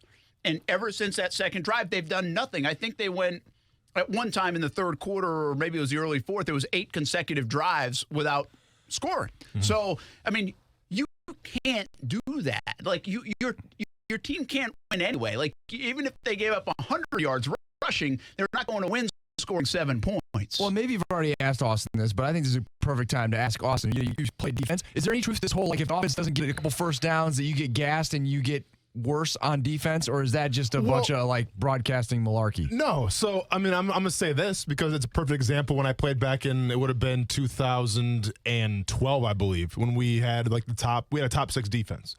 But we also had a quarterback who couldn't get a first down. And, you know, the first couple drives, 3 and out. All right, cool. We're ready to go out of work. Like, you know, we're defense. We'll win this ball game. We'll put it on our back. If you're a good defense, you embrace that. But then as the game progresses, and it's still 3 and out. Well, yeah, then obviously fatigue starts to be a factor and guys get tired. But if you go back to that Colts game and you watch the first half, I mean, guys are missing tackles off the get-go. They were getting gashed early on, you're saying. So, exactly. And I get what you're saying where, yeah, the offense didn't do many favors. True. but the defense came out flat from the get-go. I agree, and I guess that's my counterpoint to what Brent's saying. Yeah, and I'll go back to what I said, and I believe this, and I have to do this study. Once in a while, I get so pissed off at the Jags, not at everybody down there. I like most of the people down there, but I just get so frustrated with them, and I'm here. Yeah. And then I start looking up numbers. That's where the Brent Sports Bureau was born. And is this where Stat Boy came from, too? Stat Boy, I don't know where the hell Stat Boy is. He's still celebrating the Nationals championship, I think. Oh, okay. But that or just stop listening to the show. I don't know. Right. But but I got to come up with my own now. Yeah. And I still believe in my mind, anytime the Jaguars have any momentum on offense, the defense gives it right back. It's just simple. I mean, all I got to do is tell you the best win of the year was against the Denver Broncos, and the Jags not so great in the first half. They button everything up in the second half defensively. They take the lead, and they go relinquish it. Yeah. Right? When it matters, right? When it matters, the defense didn't stop anybody. When was the last time this defense really stopped somebody when it mattered? Like deep in a game, or even early in a game when you feel like you've got some momentum. Give me the football back, punt it away so we can go score and take a two-score lead. I think we were talking about a complete game on offense and defense. The only game that sticks out to me is the Thursday night game. Thursday night game, you're right. They yin and yanked a bit there. And that was, by the way, only 20-7. That's a good point. You know, but to me, it felt like it. You're right. Was an absolute. No, I'm not. Like I said, slobber knocker. It's more my perception. Yeah. Than probably reality. It's probably happened more often than I think. But I feel that way. And I can't get rid of like 7-0. Yeah, it's early in the game still. But when then you go and they just hand it off and 61 yards by Marlon Mack, and then he finishes the drive the way he did. Yeah. And that's what I'm talking about. Like that's like gross. And here's the most frustrating thing of all of it. It's the fact that we didn't know what the Jaguars were going to be on offense this year. Yeah, we had an idea like John DeFilippo coming in with Nick Foles. You could work some magic. We didn't see Gardner Minshew coming along and, having some pretty good games, some pretty good drives. But the whole time, the constant in the offseason has been us talking about how this defense was going to be the identity of the Jacksonville Jaguars. It was the defense and the ability to run the ball. And the defense has not been there. Like the Jaguars' identity, what we thought they were going to be the best at, they might actually be the worst at right now. So from that perspective, if you don't have an identity and the main thing that you were supposed to be good at going into the season is not there, I don't care about the offense. You're not going to win ball games. By the way, I'll give you some context on this. Jaguars might be the worst at defense right now, and in the last 2 weeks, they've scored essentially 10 points. That was a garbage touchdown yesterday. So that's how bad the offense has been. Yeah. And we feel like the defense is Can I put a silver lining on this? Oh, gosh. You ready for this? Sunshine and rainbows? No, no, just good because I resigned today. Yeah, I sold the damn club. I'm trying to break even. Yeah, no, here's this is kind of a cynical look at things, but hey, at least we didn't miss Jalen Ramsey because it wasn't the pass defense that was a problem. It was the run defense, and we would have been miserable even had we had Ramsey. I got to tell you something though. I thought about that a little bit and say, okay, because every game I'm like, okay, where did they miss Ramsey? Where did they miss Ramsey? And like Carolina, I didn't feel like Ramsey would have made a difference in it. But now I'm starting to think a little bit more about Ramsey, like in a game like yesterday. And, again, Boye's shutting down one corner of the field essentially. So, this really, and Herndon's played fine. I mean, he had a couple of plays yesterday. There was a pass interference. It was a little ticky-tack probably too. But it's not like he's playing poor. But when you talk about the tough nature, even his swag, his talking trash, the toughness of a football team, sometimes it comes in different ways. And it might be a stretch. Your corner's not usually your toughest guy. But who is that right now for the Jags? And they have lost that to a degree. On offense, I think it's Leonard Fournette. So give him the damn ball. On defense, I don't know who that is. We just talked about I haven't seen a linebacker knock someone into next week. I haven't seen a safety knock anybody into next week. But Jalen Ramsey, I saw him pick up Allen Robinson last night in a game, and people were talking about it. Yeah, and it was like, oh, it's a tackle, dude, out of bounds. But here's the thing, though, Brent. Jalen Ramsey, he's a cancer to the locker room. They're better off without him now because the team's come together. Leonard Fournette even said it last week where this team is as close of a team that he's felt since he's been in Jacksonville. Well, where's that getting you? Yeah, again, that's a fair point. I'm just saying, I don't know. To John's, I don't know if they win the game yesterday if they have Ramsey. No, I for do sure. wonder about. There's intangibles to look at it. If you're pro Ramsey, and I'm not necessarily pro Ramsey, although I did say, I did say you have to do everything you can to keep the guy. Yeah. And I'm not blaming this right now on Ramsey. I think they have actually survived that trade for the most part. It's been less impactful, but I do think you wonder if you're pro Ramsey, like what kind of swagger does he give you? Toughness does he give you? Just the physical, him being out on the field give you when this team doesn't have an identity. Jalen Ramsey was their identity in a lot of different ways. But then the other side, you're going to say, well, they've kept this thing together in part because Ramsey. Now that's kind of blown up. They're 4-6. Yeah. So, I mean, again, I'm not saying they would be 6-4 if they had Ramsey. I don't even know if they'd be 5-5 and win the game. Yeah. But I do think it's fair to wonder what the guy does bring from a toughness, swag kind of standpoint and how that rubs off on everybody else. Because like I said, I don't know of a player on that football team that I feel is doing that for them right now, especially on the defensive side of the ball. Well, and here's the thing too, Brent. You want to talk about toughness. And yeah, maybe Jalen Ramsey did bring a little bit, maybe did, whatever. That's not the point. The point is, if you want to talk about toughness, that falls on coaches. That falls on holding guys accountable on the sidelines. When's the last time you saw a Jacksonville Jaguars coach, besides Houston when Marrone and Ramsey get into it, but when's the last time you saw a coach chew somebody out on the sidelines?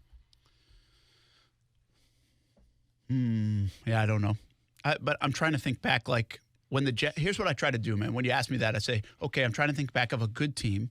I'm trying to think back of a team that is good, is physical on defense, or when the Jags were good on defense and felt good on defense, and how many times I saw that too. I just Patriots? You watch the Patriots games?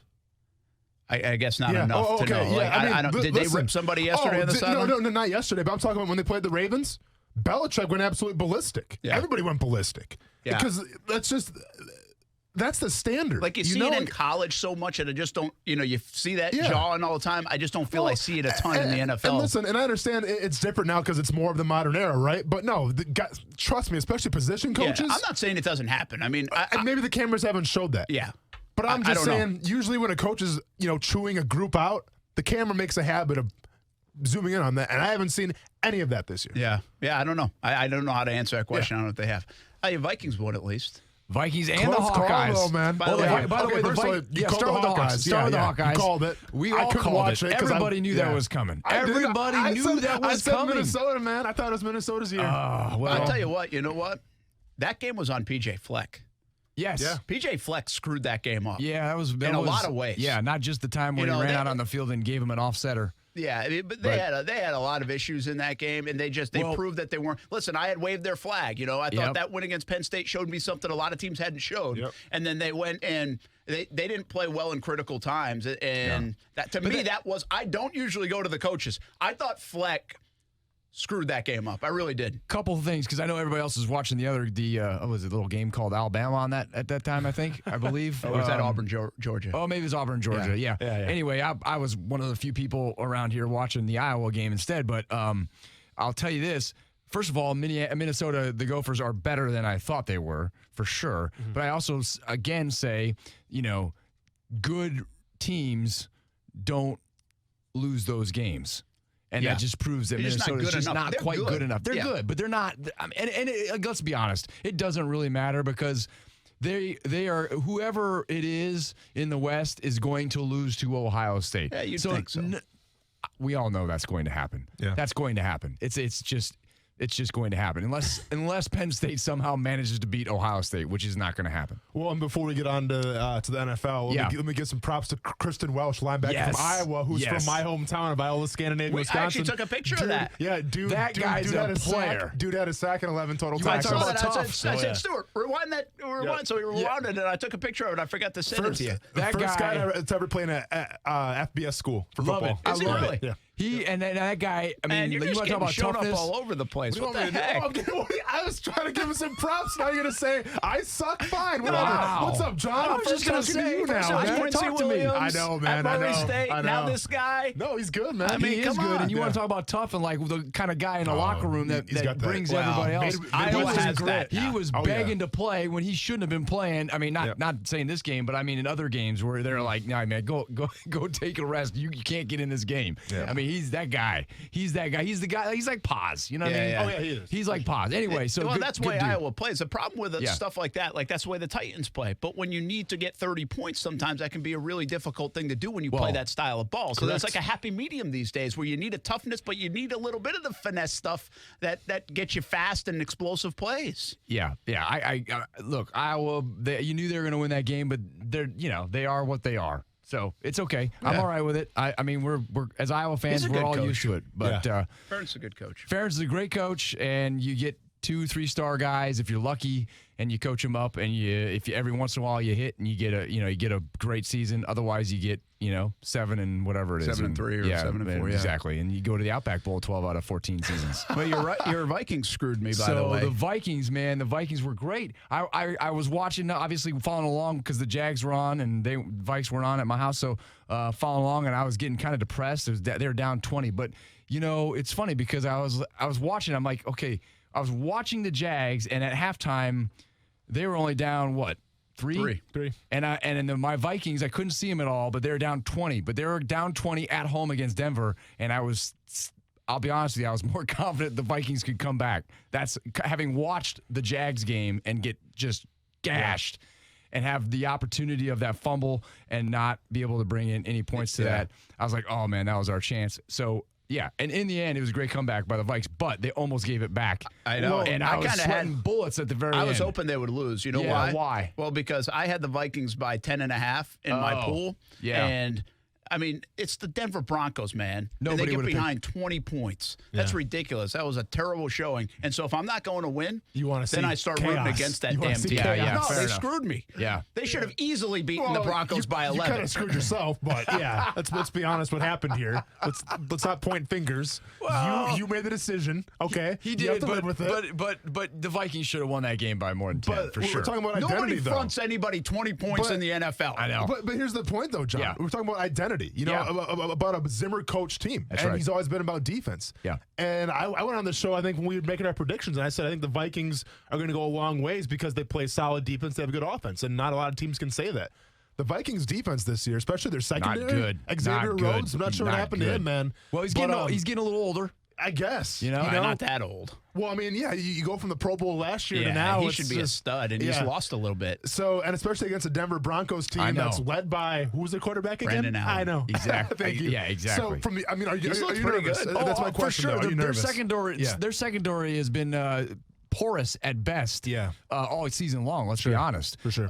Their strength is their D line. I mean, what they rely on is rushing that quarterback into making poor decisions. But no, our backside is not good. But luckily our offense bailed us out. And that's what the NFC is good. Doesn't usually happen We got for the 5 Vikes. teams in the NFC that have 8 wins. Yeah. And but one more thought, and then we'll get to what's coming up down at CBS 47, Fox 30. But last week was a great week in the NFL. Remember I came in and I said I think it might have been the best week in years. I agree. A lot of great games. Well, this last week sucked. I agree with that, This too. last week was awful, brutal, not good, and included a With the guy. exception of the Vikings game, that was a great. it was a good game. I mean, I know Yeah, I'm that biased, was. but that was a good game with the comeback in the very end. But you're right. But, I mean, the Houston-Baltimore game didn't live up to it. Blowout. I mean, the highlight of the whole weekend was a guy throwing his helmet and hitting another quarterback in the head, swinging his helmet. I mean, it was a bad week. As great as a week as 2 weeks ago was for the NFL. Yeah. Now with the Kaepernick stuff and the Myles Garrett stuff, this was an Everything awful week. counterbalances, man. Yep. And I'll tell you this. So this is interesting. I looked ahead. I was like, there's got to be better games coming up next week, right? Well, as crappy as the NFL is in the haves and have-not department, there's not. There's 4 games that have teams with winning records against each other.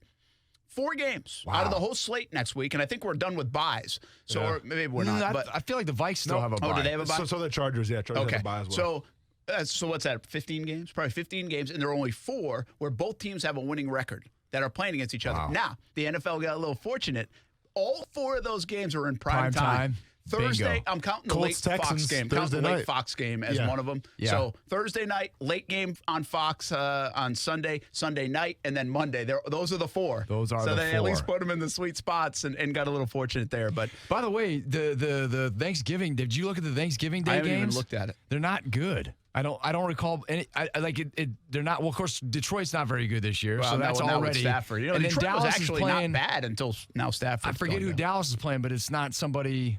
I don't recall them being very good games. I was disappointed. The bottom line is, man, there's so many teams that are not good or like 4 and 6 and below that this is like the worst year in the NFL in terms of parity I can remember. Oof. Yeah, so Thanksgiving games, we got the Bears taking on the Lions. Don't care. Bills taking on the Cowboys. Yeah, that's it. That's actually going to be a good game. And the Saints taking on the Falcons. Yeah, but that's a rematch of that one. They but the Falcons are out of it. Yeah, but the Falcons looking good now. Falcons they look good now. They crushed the Panthers, If I had to do a last 2-week power ranking, I'd put the Falcons number 1.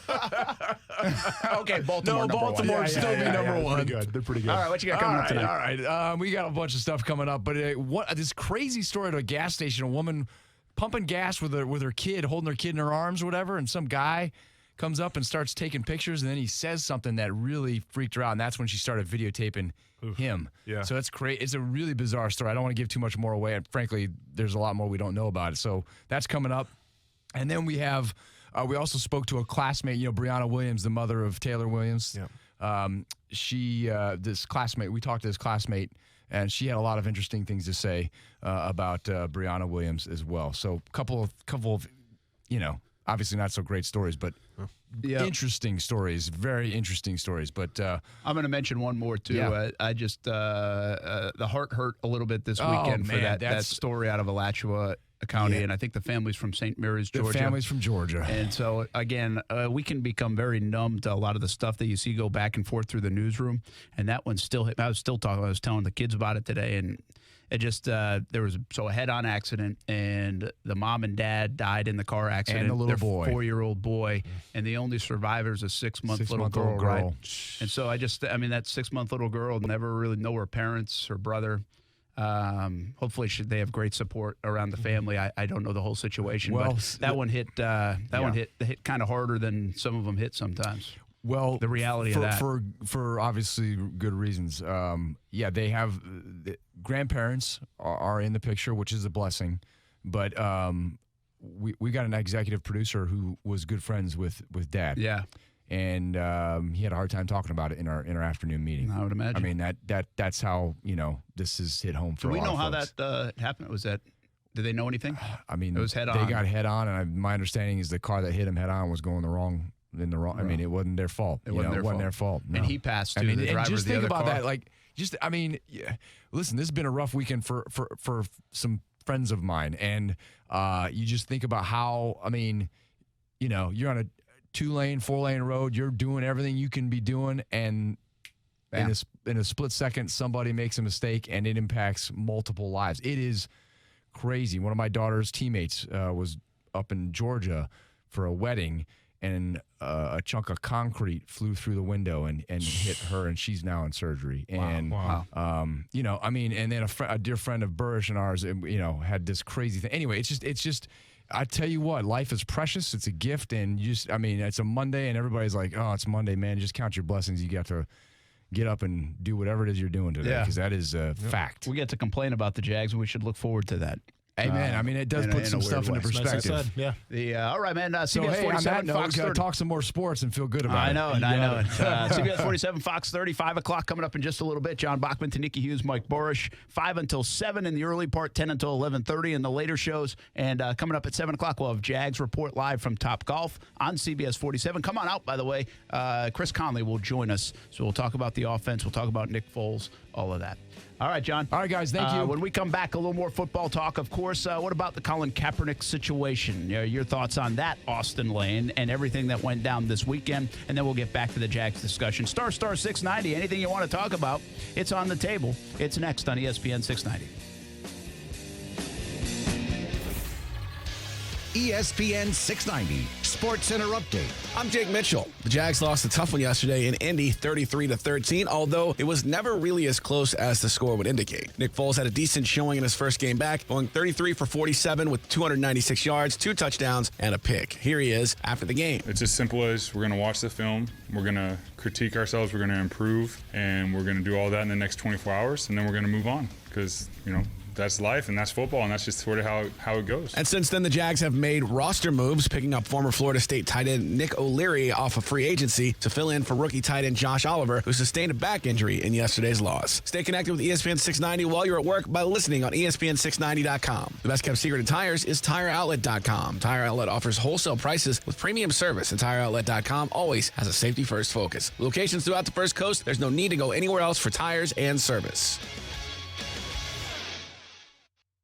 Men, are the effects of hypertension, diabetes, or prostate cancer preventing you from having a satisfying love life? In just one visit, the doctors at Prime Men's Medical Center can help you overcome ED or PE to regain your confidence and have you last longer in the bedroom. Name brand pills don't work for many men and can have serious side effects. The highly skilled physicians at Prime Men's Medical Center provide custom blended medications that are safe, effective, and work immediately, regardless of your medical history or age. You'll see results on your first visit, guaranteed, or your consultation is free. So if you have problems in the bedroom, call now for a private consultation. One call, one visit, one simple solution to regain your love life. Call Prime Men's Medical Center now at 904-206-8105. 904-206-8105. That's 904-206-8105. It's that time again, the time when I can finally say my favorite 3 words. No, it's not I love you, though those are pretty good words too. The 3 words I'm talking about, Toyotathon is on. And it's going on right now at Arlington Toyota. Arlington Toyota is the place to be when it comes to getting amazing Toyotathon savings on their huge selection. That's over 1,000 new and used on the lot every day. And it's all at Toyotathon savings. Right now, during Toyotathon at Arlington Toyota, lease a 2020 Corolla LE for a low $162 per month. That's a 2020 Corolla LE for just $162 per month. Get the truck you've always wanted and save when you lease a 2019 Tacoma SR5 double cab for only $199 per month. Just $199 per month for a Tacoma. Plus, you get Arlington's $5,000 Advantage Club and even a national lifetime warranty with unlimited time and miles for new purchases. Toyotathon is on at Arlington Toyota, 10939 Atlantic Boulevard, and online at arlingtontoyota.com. Visit arlingtontoyota.com/Toyotathon for offer details. Tax problems can be extremely stressful and cause financial devastation. The tax attorneys at J. David Tax Law are right here in Jacksonville to be your personal advocate and resolve your IRS or state sales tax issues. J. David Tax Law focuses on your needs and case outcomes. Don't be fooled by these big out-of-town tax companies that only focus on getting you to sign up and pay without even working with an attorney. At J. David Tax Law, only highly experienced tax attorneys will represent you. Get the help you need with tax debt, payroll taxes, bank levies, wage garnishments, tax liens, and unfiled returns. If you have federal or state sales tax debt, have a sit-down with J. David Tax Law. Your first step is a no-cost consultation. Call J. David Tax Law at 904-507-4777, 904-507-4777. Peace of mind only a click or phone call away, 904-507-4777, or go to jdavidtaxlaw.com. Attention men and women. If you'd like to get your hair back, then you need to listen to some of our clients. John in Orange Park. IHRS showed me what was causing my hair loss and helped stop it. Call IHRS now at 904-777-IHRS. Find out how to grow your hair back with a free hair and scalp examination. Mike from Bay Meadows. I finally found the most experienced company who could restore my hair. Now I have hair where I had none before. Results guaranteed. Diane from Ponte Vedra. Now I have what lotions couldn't give me. Thick, beautiful hair. Find out why you're losing your hair and how to grow your hair back. Call 904-777-IHRS for a limited time free hair and scalp examination. Now my hair will grow for the rest of my life. Thanks, IHRS. Thank you, IHRS. Thanks, IHRS, for giving me my hair back. Hurry, this free examination, normally $199, is yours for free and good only through Sunday. For your free examination, call IHRS at 904-777-IHRS. That's 904-777-4477. Call now. Moscow Ballet's Great Russian Nutcracker dazzles this Christmas. Bring the whole family together for the original holiday tradition. Step into a simpler time filled with sweet dreams and spectacular magic.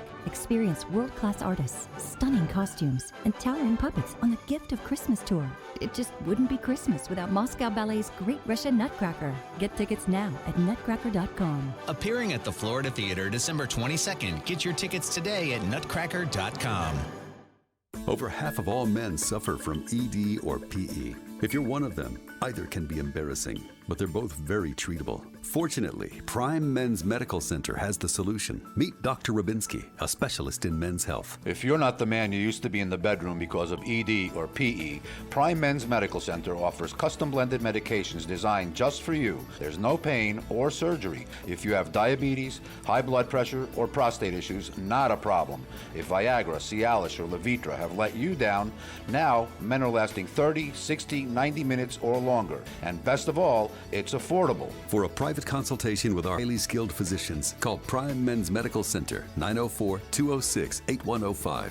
You'll see results on your first visit, guaranteed, or there's no charge for your consultation. Call Prime Men's Medical Center now at 904-206-8105. 904-206-8105. That's 904-206-8105. It's time to chub it up with my favorite wings in the Jacksonville area. Hey everyone, this is Brent Martineau. You want the best wings in town? Mr. Chubby's Wings is the place to go. 2 locations, one on the west side and one in Fleming Island. I've been to both. Then I called the owner up and said, hey, I like the wings so much, I want to endorse them. It's a true story. And here we are. Bring the family on Mondays to the Fleming Island location for 50-cent wings. Tuesdays at the West Side location, it's all-you-can-eat wings. Try the Maple Cajun or the Johnny-style wings. Chub it up at Mr. Chubby's Wings.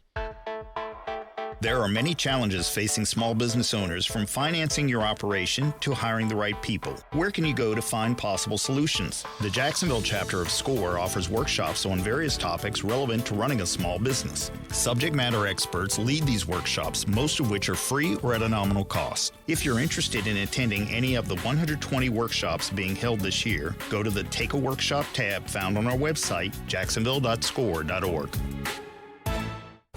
Sports Jacks on ESPN 690. And we'll continue to talk about Leonard, but he hammers people on Twitter. Heck, if Doug Marrone was on Twitter, he'd probably rib him too. Yeah. I mean, it's he can get away with it. Catch Brent and Austin weekdays 3 to 6 p.m. on ESPN 690 or ESPN690.com.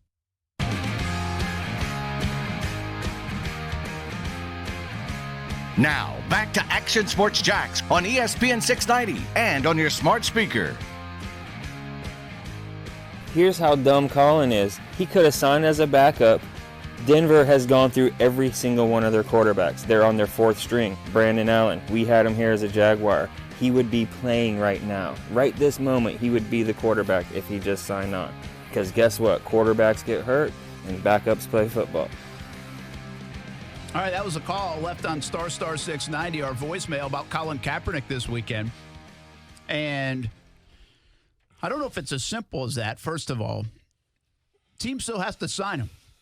You know, now that's Ryan O'Halloran has told us that there was some interest in Denver, and did he want too much or wasn't willing to go there, and all this stuff. There's always those kind of things. There's 2 sides to it when it comes to it.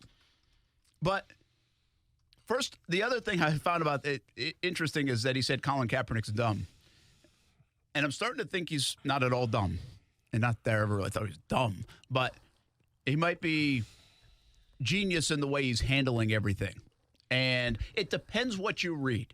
Brent Martineau, Austin Lane, back here, Action Sports Jacks on ESPN 690. We're going to break from the Jags for just a moment to talk about Colin Kaepernick. And I also think Myles Garrett should write a thank you and buy a Christmas gift to Colin Kaepernick. Or to the NFL, who try to set this whole thing up. I mean, thank goodness for Myles Garrett. That story not went away, but it kind of subsided because it was all Colin Kaepernick. And, of course, the Tua injury was a big story on Saturday. It's just interesting how the news cycle works sometimes. And Colin Kaepernick kind of really stole the show from that regard. So I've got to be completely honest with you. There's 2 things about this.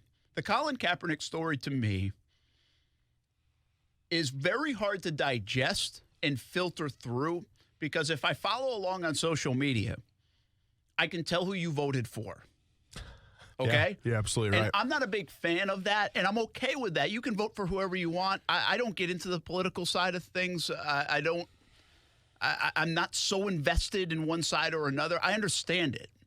I just don't like when my sports turns into that and I can't filter out what's actually happening. Like, the reason I don't really follow the political thing is because I don't know what the truth is, because everything is either one side or another. So I don't know where even to get the truth when it comes to politics. Yeah. So when that infiltrates my sports, and I don't know how to feel about a topic that I really don't know even a ton about, or maybe there's some nuances to, it's very hard to follow. Mm-hmm. And so I think this is certainly the case. I saw things that I read this weekend that were like, okay, Kaepernick, you're a moron. Why did you do that? You had an opportunity.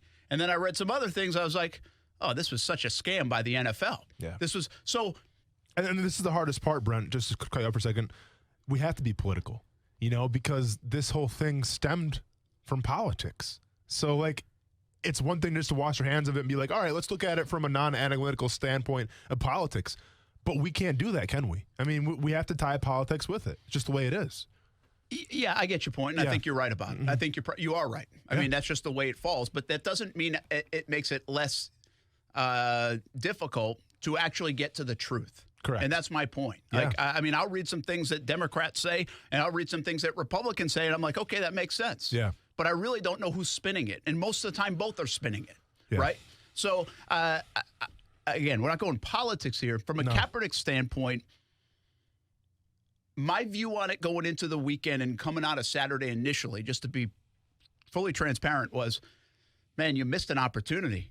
Like, I get there was some stuff going on you didn't like, and probably the NFL was maybe playing you a little bit here and all this stuff, but you missed an opportunity. Sure. And I said this last week when we were talking about it. It is fair to wonder how much he wants to play football. It is fair to wonder where that passion lies and how much more for his platform and what he stands for and social injustice it does if he never does play football again. Yeah. And I believe that cemented itself a little bit more this weekend, that I think he wanted that stage. But I also believe that the NFL was trying to scam him and twist this and spin this. Yeah. And so he was probably not wrong for doing that in terms of moving it. It was a savvy move, I think, to get the media there and be transparent and get people to say, yeah, I can still throw a football. But at the end of the day, he does not want to play football, in my opinion.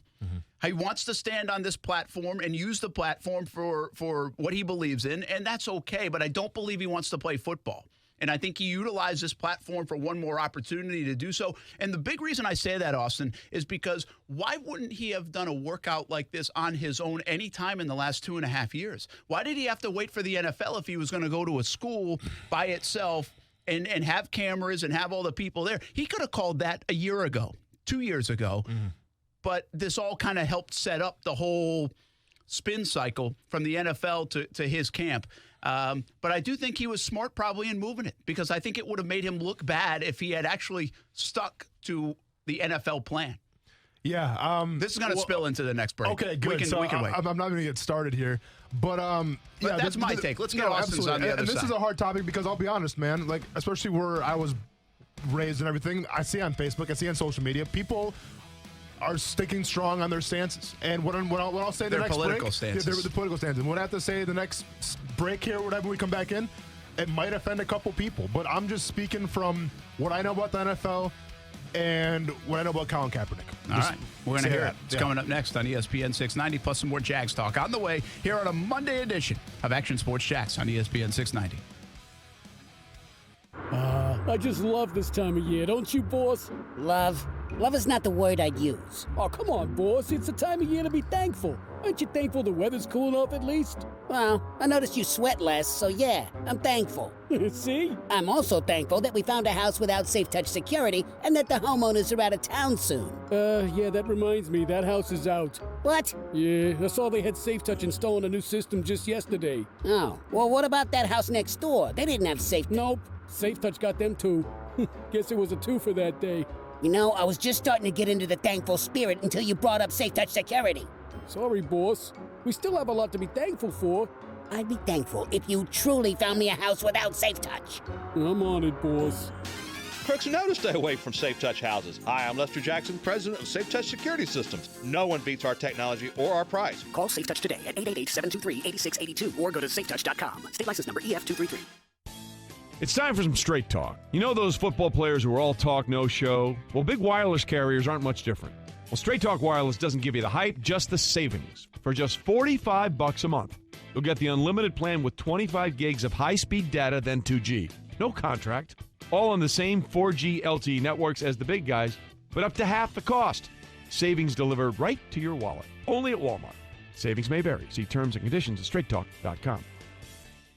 Pros, start with Lowe's for Black Friday deals to save on the brands you trust to do the job right. Stop in today and get your choice of a DeWalt 20-volt max cordless brushless drill or a DeWalt 2-pack of 20-volt power tool batteries, each just $99. And pick up a pass-load angled 3.5-inch 30-degree cordless framing nailer for $100 less, now just $299. Whatever's on your wish list or gift list this Black Friday, do it right for less. Start with Lowe's. Offers valid 11/21 through 11/27, U.S. only. Broadcasting live from the ESPN 690 Anajar and Levine studios. Anajar and Levine Accident Attorneys. Call 904-600-4000. That's 904-600-4000. ESPN 690. Jacksonville's home for ESPN Radio. WOKV Jacksonville. Listen live everywhere you go on ESPN690.com. ESPN 690, a Cox Media Group station. ESPN Radio Sports Center. I'm Christine Lisi. Here's what's happening. Alabama announced quarterback Tua Tagovailoa had successful hip surgery today. According to the school, his prognosis is excellent, and he's expected to make a full recovery. Tua will miss the rest of the season. Ravens quarterback Lamar Jackson, once a long shot to win NFL MVP, is now the favorite. Caesars Sportsbook currently has Jackson at 7-5 odds to win it. Jackson had 4 TD passes against the Texans in Baltimore's 6th straight win, but he's not the only reason the Ravens are rolling, notes ESPN's Ryan Clark. And this defense with 4 first-rounders playing quarterback is locking up all across the field. Marlon Humphrey became one of those guys that we're going to have to talk about as elite. Yes, they can score points, but they keep you out of the end zone as well, and that is how you win championships with a complete team, not just one side of the ball playing well. Week 11 caps off with the Chiefs and Chargers on Monday Night Football in Mexico City, 7 Eastern, ESPN TV. KC leads the AFC West by a half game on the Raiders. The Chargers are 2 back. More on Kansas City and LA when Monday Night Football's Joe Tessitore joins Will next. Don't let the big talk from the big wireless carriers fool you. Straight Talk Wireless runs on the same 4G LTE networks for up to half the cost. Get the unlimited plan with up to 25 gigs of high-speed data, then 2G for just $45 a month. No contract. Straight Talk Wireless, only at Walmart. Brent Martineau. You see him every day on CBS 47, Fox 30, Action Sports Jags. Austin Lane. He's a former Jag star and current MMA fighter. Broadcasting live from the Anajar and Levine studio. This is Action Sports Jags on ESPN 690 and ESPN690.com. We all knew going into this that the interview was going to be the key. What he said was going to be the key. And there you have it. You still come out there in front of the cameras. You give your I have a dream speech in front of a bunch of folks loving on you. You don't take any questions from the media, even though you insisted that they be there. It makes no sense. As far as I'm concerned, it made him look worse, not better. And it completely flew in the face of all those folks out there who have been trying to support him. Well, that's Stephen A. Smith this morning on ESPN 690 on Golic and Wingo. Of course, Stephen A. Smith comes on before our show as well, so I'm sure he talked a little bit more about it this afternoon. But that one was on Golic and Wingo this morning, ESPN 690. You can listen to it every morning, 6 a.m. until 10 a.m. And that's the Colin Kaepernick situation. Let's stay on this for a moment, then we'll get back to the Jags. It's been an emotional, miserable Monday when it comes to the Jags, and I'm not done with them, quite frankly. But I'm not either. I just talked about, just to sum up, if you're just catching up to us, I just talked about the Kaepernick situation. And I read a really good article this morning on it, or this afternoon on it, from William Roden. And I think he writes for Undefeated, but his basic principle was everybody won. Everybody won because the NFL made this impact, made this reach, this olive branch to say, hey, we want you to try to come back, even though it might have been a scam at the same time. Yeah. Colin Kaepernick realized it was probably a scam, and he doesn't really want to play football anyway in the grand scheme of things, but he was able to use the platform again and to say what he wanted to say. And if you really want to play, would you really kind of flip off your bosses and all the owners and Roger Goodell and say, stop running from us? I mean, again, they don't have to allow you to play. I wish I could do that. I mean, they don't have to allow you to be on their team, right? Yeah. I mean, they're the owners. They make the calls. I mean, whether you like it or not, they still have the ability. So I thought he brought up some really good points, and I guess that's kind of how I feel about it. I felt like going into the weekend, hey, at least he's getting a chance. Even if the lines and the rules aren't really where you want, if you really want back in, at least you're getting a chance to be in front of somebody, and somebody can make a decision and say, hey, you know what? He's still got it. I like him. We're going to sign him. It still is about winning games in the NFL, and somebody just takes one person to do that. Yeah.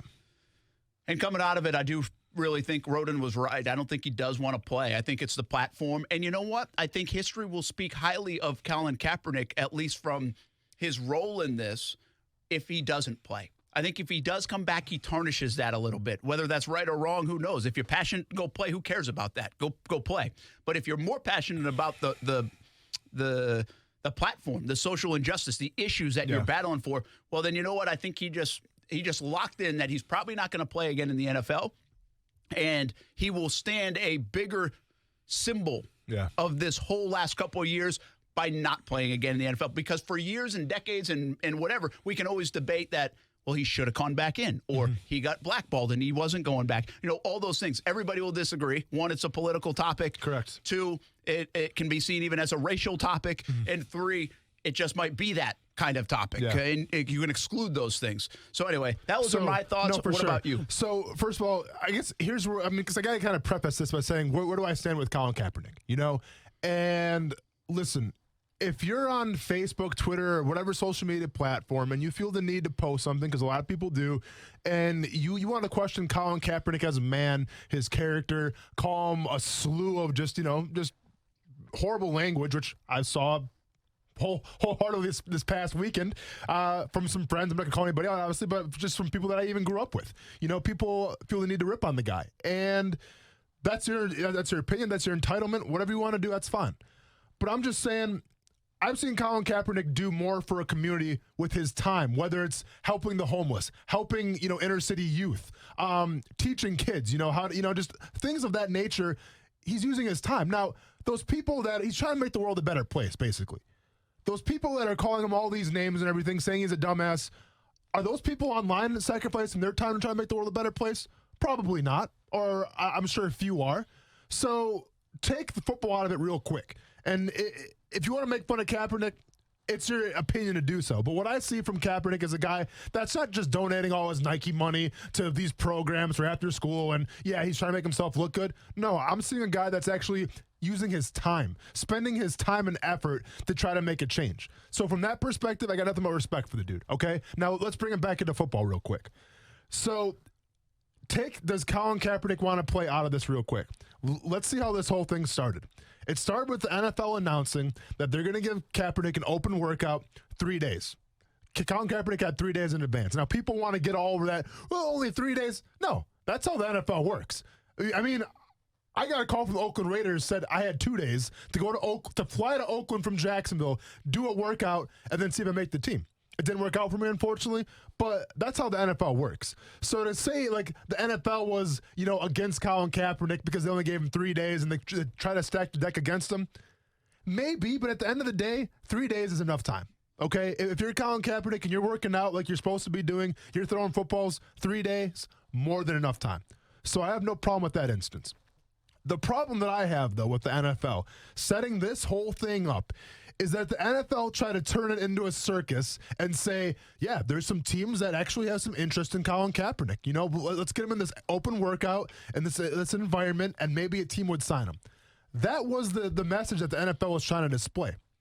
The NFL is absolutely full of you-know-what if you think I'm going to buy that for a second. All right? I've been around the game for too long. Anybody that even follows the NFL knows this is BS. Why? Because the NFL is one of the most cutthroat businesses in the world. And if you're a cutthroat business and you care about winning, why would you go with 31 other scouts or 31 other coaches or whoever it is, go watch a guy throw a football and all of a sudden be like, you know what? This guy's still got it. Let's try to get him on our team. But you know what? Oh, that's right. There's 31 other teams that are interested in him. No, if you're truly interested in Colin Kaepernick, you would have scheduled a private workout far in advance. So first of all, the fact that the NFL set this whole thing up and try to label it as teams are interested in Colin Kaepernick, let's get this open workout here and see how it goes. BS. That's absolutely not what happened. The NFL is either doing one of two things. Number one, you're trying to cover your ass because, let's be honest, it's bad publicity when you have Kaepernick coming out and saying, give me a chance, and the public, or at least half of the public, is online saying, why doesn't Kaepernick get a chance? All these backup quarterbacks are struggling right now. Where's Kaepernick? So this was either A, the NFL trying to cover their ass on that standpoint, or B, the NFL trying to cover their ass in the standpoint where if you're Colin Kaepernick, why wouldn't you go back to your lawyers and say, maybe there's some collusion again? Because if you want to justify the fact that he's not playing in the league right now, and I get it, maybe he didn't have the best numbers, towards the end of his career, but there's a lot of quarterbacks right now, Brent, I'll be honest, take the politics aside from it, I would put Colin Kaepernick over a lot of backup quarterbacks right now in the NFL. I'd at least give him a chance. Yeah, exactly. From a football standpoint. I watched Mitchell Trubisky play last night. So from that perspective, the fact that no team even provided him a private workout. No team even wanted to get an edge in the fact that, you know what, if this guy can still play, I want him on our team. 0 private workouts. Open workout. Circus. Okay, so now let's fast forward. That gets announced. Now it's like, is the media going to be there? Is the media not going to be there? Well, initially, media wasn't going to be there. Okay, I can kind of get that, but to me, that kind of raises a little red flag, right? Because even if you're doing an open workout for a college athlete, who's there, Brent? The media, right? So now we have the NFL trying to control the narrative where they're trying to supposedly do an open workout for Colin Kaepernick because, and I quote, teams are interested in Colin Kaepernick, but the media can't come. Okay, I have an issue with that, but let's fast forward. So then what does Colin Kaepernick do? He creates a circus of his own. How does Colin Kaepernick counter the NFL circus? He controls the narrative. He says, hey, I appreciate it, but you know what? Let's do things my way. Let's do things where I go to Atlanta, the media can come, the media can see how I can throw, and I'll do things my way. The NFL got wind of that and said, nah, we don't like that. So did you really want Colin Kaepernick as a backup quarterback, or was it just the fact that you were trying to save face a little bit? Because to me, it tells me that you're trying to save face a little bit because when Colin Kaepernick tried to counter your chaos with his chaos, you said, well, no, Kaepernick's not going to run the show. Oh, really? Antonio Brown ran the show. Antonio Brown's been running the show for the past year and a half. And now he's not playing anymore. We'll see what happens there. If Antonio Brown gets another shot this year, I'm sorry, kicking the cameras now, I'm getting excited. If Antonio Brown gets another chance this year, dude, he's absolutely running the show. So from Colin Kaepernick's perspective, from what I saw, Brent, I thought he did okay. I thought he was throwing some good balls. I saw some of the videos. Looked like an NFL quarterback. And there's even a scout or an NFL executive, whoever it was, that was reported saying, and my sources are Ian Rappaport, who's a pretty reliable source, last time I checked, right? Even they said that he still has his big-time arm. He still looks good. Cool. Okay. So some teams sat out of that. Some teams went to go watch Colin Kaepernick throw. And then what happens after that? Colin Kaepernick gets in front of the media, right? And delivers this eloquent speech, right? Like almost like it was kind of pre-planned a little bit. And I get that standpoint because I'm sure it almost was, right? And it was almost a middle finger to the NFL and challenging ownership, challenging the shield in general. So yes, that was the plan all along.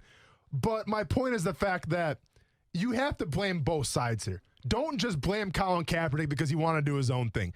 Don't just buy into the NFL where they said, yeah, we had teams that were interested in him, but he blew his opportunity. Jay-Z came out of nowhere, man. Like, I get it. Jay-Z's working for the NFL now. And I love Jay-Z, dude. Like, I mean, I grew up on Jay-Z.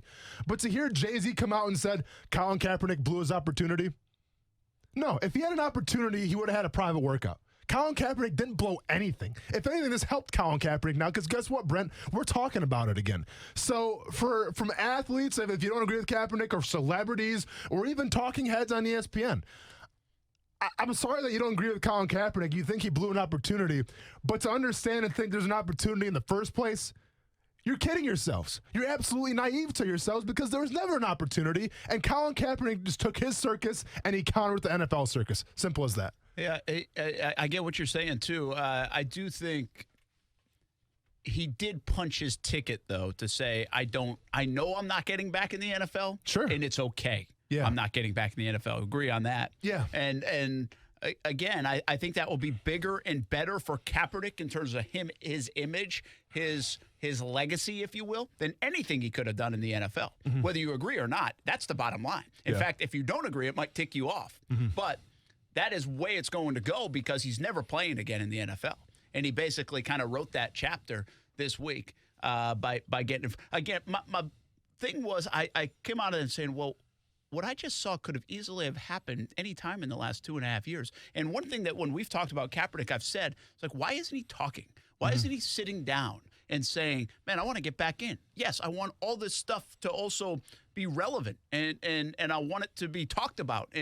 But I want to play football. I love football. Yeah. You never heard about from in the last 2.5 years other than Nike ads. You know, and that's the criticism of him from a using the football front is that anything that came out football related seemed dollar related as well. You know, in terms of and listen, that's capitalism at its best. That's using the platform, and that's okay. But what I'm saying is, from a football standpoint, it's pretty crystal clear he doesn't need back in, doesn't want back in, and now won't be back in the NFL. And we can all interpret it however we want to interpret it. After that, it was such a crazy sideshow.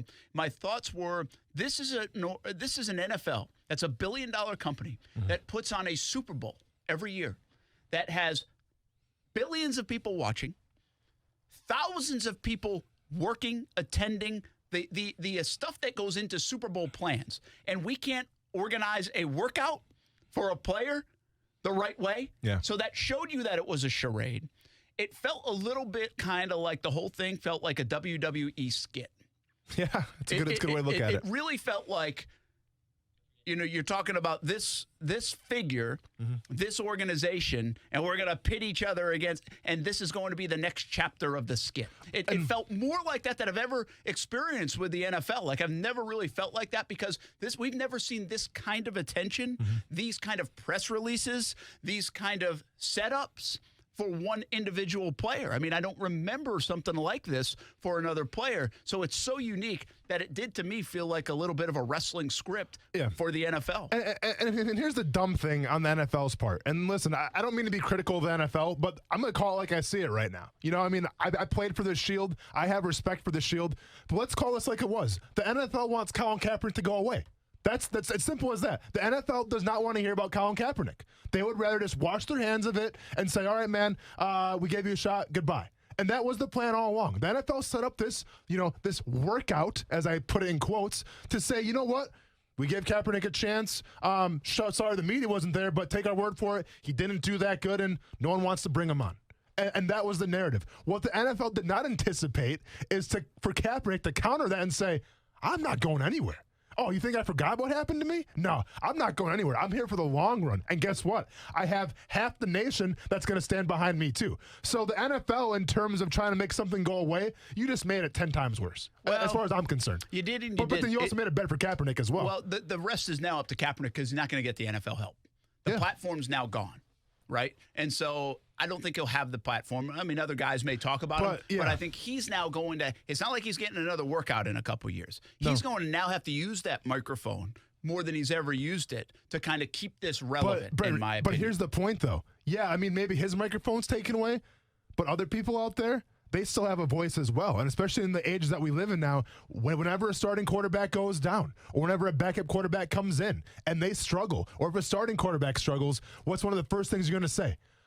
We should bring in Kaepernick. We should bring in Kaepernick. So while Kaepernick may be silenced, the people that believe in him, the people that follow him, I don't see it going anywhere anytime soon. Yeah, that'll be interesting to watch, because he is 32. Yeah. And people will view this, I mean, from Stephen A. to others, about this was at least some kind of opportunity. Even if it was a scam, fake, phony, whatever opportunity, you still had the chance to blow the doors off this workout and say, dang it, I got to win. My job's on the line. Yeah. You know, and somebody could trump that. Somebody could at least go outside the box of whatever everybody thinks this was a fabricated deal. So the one other thing I will say about the workout in general is I don't think we should overplay the workout. He could throw the football. Correct. I don't know what else I learned watching he threw a deep ball. He Looks throws like it far, and he has arm strength. Yeah. That's never been an issue for him, It's never been an issue, and I think there are a lot of people that can do that. Doesn't mean you can play in the NFL. Yeah. You know, now, again, I mean, he still has that. He's in good shape. All those things check the box. I'm just telling you from what I saw of that video, and scouts will see a lot more probably from a mechanical situation. But I just said, was like, oh my gosh, you got to get him on my team right now. Well, and no, absolutely. And let's be honest, Brent, and here's the brutal truth, whether you agree with my thoughts about Kaepernick or not. But the NFL is, your talent can disrupt a lot of things. If you're talented enough, You can have you can basically kick a woman in the back and still get another chance at a job. If you're talented enough, you can have a bunch of drug possessions, gun possessions, whatever it is, get arrested, get thrown in jail, spend some time there, and you get another shot. There's always another shot if you're talented enough. And right now, unfortunately for Colin Kaepernick, the question is, yes, he took a knee, he caused this giant distraction, and teams aren't going to want to bring that on, whether it's right or wrong, because why? Maybe they don't think he's talented enough. And that's what it comes down to. I'll be honest with you. Like, do I see a team bringing him on? Absolutely not. But if you wanted to, the perfect fit for Colin Kaepernick, Brent, and this was a team that was interested in him before, I can see next season the Baltimore Ravens, man. Yeah. Because I feel like they have the locker room for it. His old offensive coordinator's in Baltimore right now. And I'm not going to say Lamar Jackson's going to get hurt, knock on wood, because, I mean, no team can afford that. The NFL can't afford Lamar Jackson to get hurt. But if he was to, I mean, whose game right now is comparable, I would think, to Lamar Jackson, and that's Colin Kaepernick. Well, here's the deal. It's interesting you went there because I said, you have to have the talent level to be able to, knock out some of these other things. Yeah. What if Lamar Jackson did it? Would somebody give him a chance tomorrow? Yeah. The next month? Is he talented enough? Has he proven enough to say, I don't care what he's doing? Mm-hmm. Right? Absolutely. Along the lines of you just said. So I don't think Kaepernick's going anywhere. I actually had thought the last year and a half, this thing had died down a little bit to begin with. It's now back at least for a weekend. What's the staying power of it? Will he just kind of fade into the background, continue his work, and continue the discussion?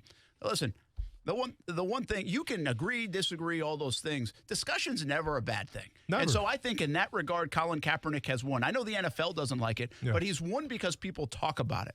And I think now people will talk less about him as a quarterback, but will they talk more about what he's trying to get across? And at the end of the day, I know he's done some things to prove those actions. Now he has to do even more because now he's made his bed in that situation. He's now an advocate. He's not a quarterback.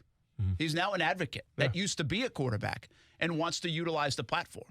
And so now what does he do with the platform? Can he change some things? And that's also up to other people to help change along with Kaepernick. Yeah, and say what you want about, you can call it a circus, a spectacle from Colin Kaepernick and his camp. At the end of the day, I see a guy that's trying to make the world a better place. And I see a guy that's spending his time and effort to try to do that in person, not just throwing money at it. He's actually spending his time.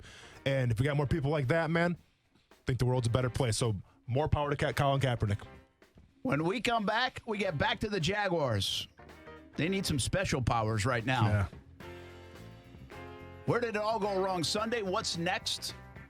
And will we see any changes before the end of the year if it continues on this trajectory?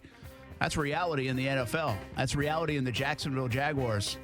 And that's reality in the city of Jacksonville. That's coming up next. Action Sports Jacks on ESPN 690.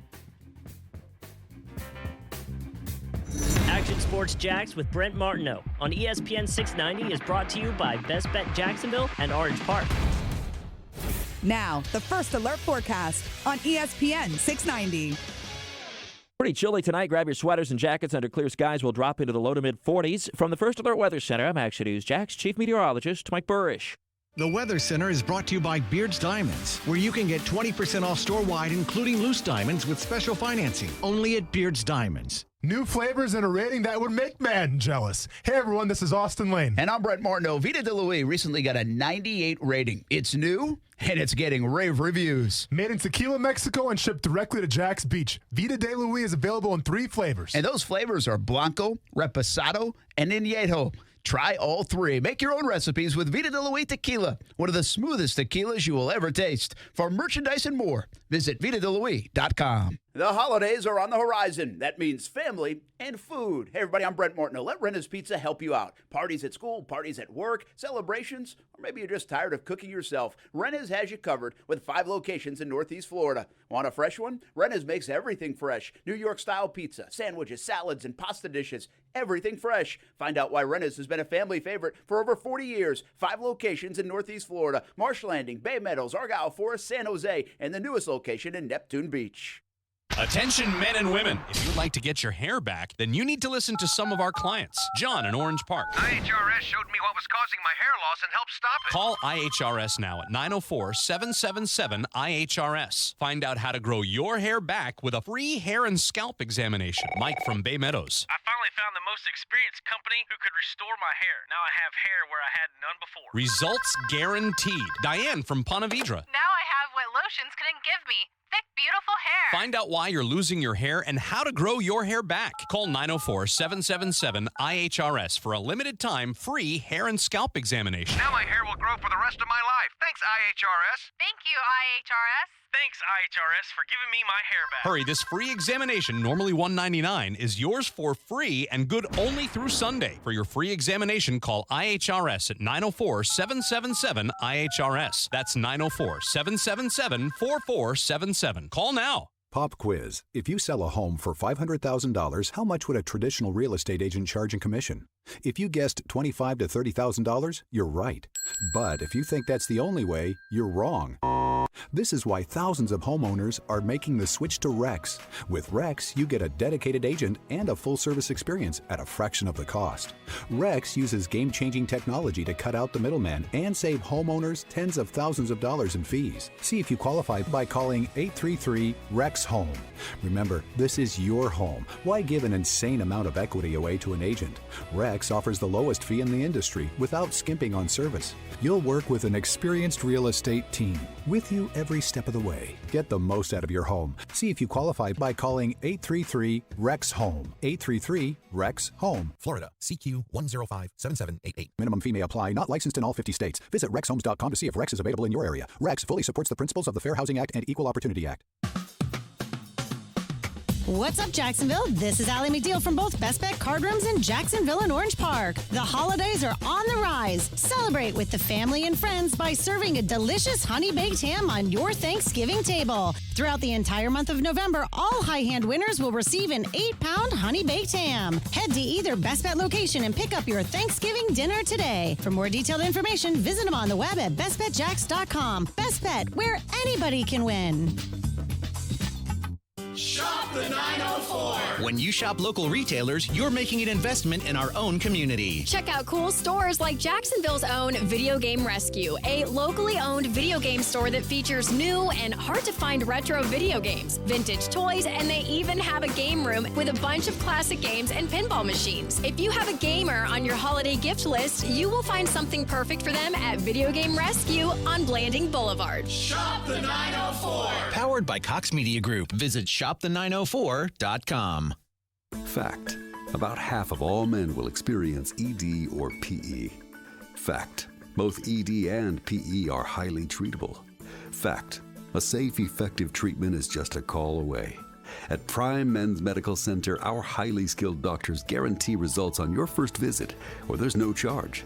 Listen to a specialist in men's health. I'm Dr. Rabinsky. If Viagra, Cialis, or Levitra have let you down, the treatments at Prime Men's Medical Center work immediately, regardless of your age or medical history. You'll receive custom-blended medications designed just for you. They're safe and effective with no pain and no surgery.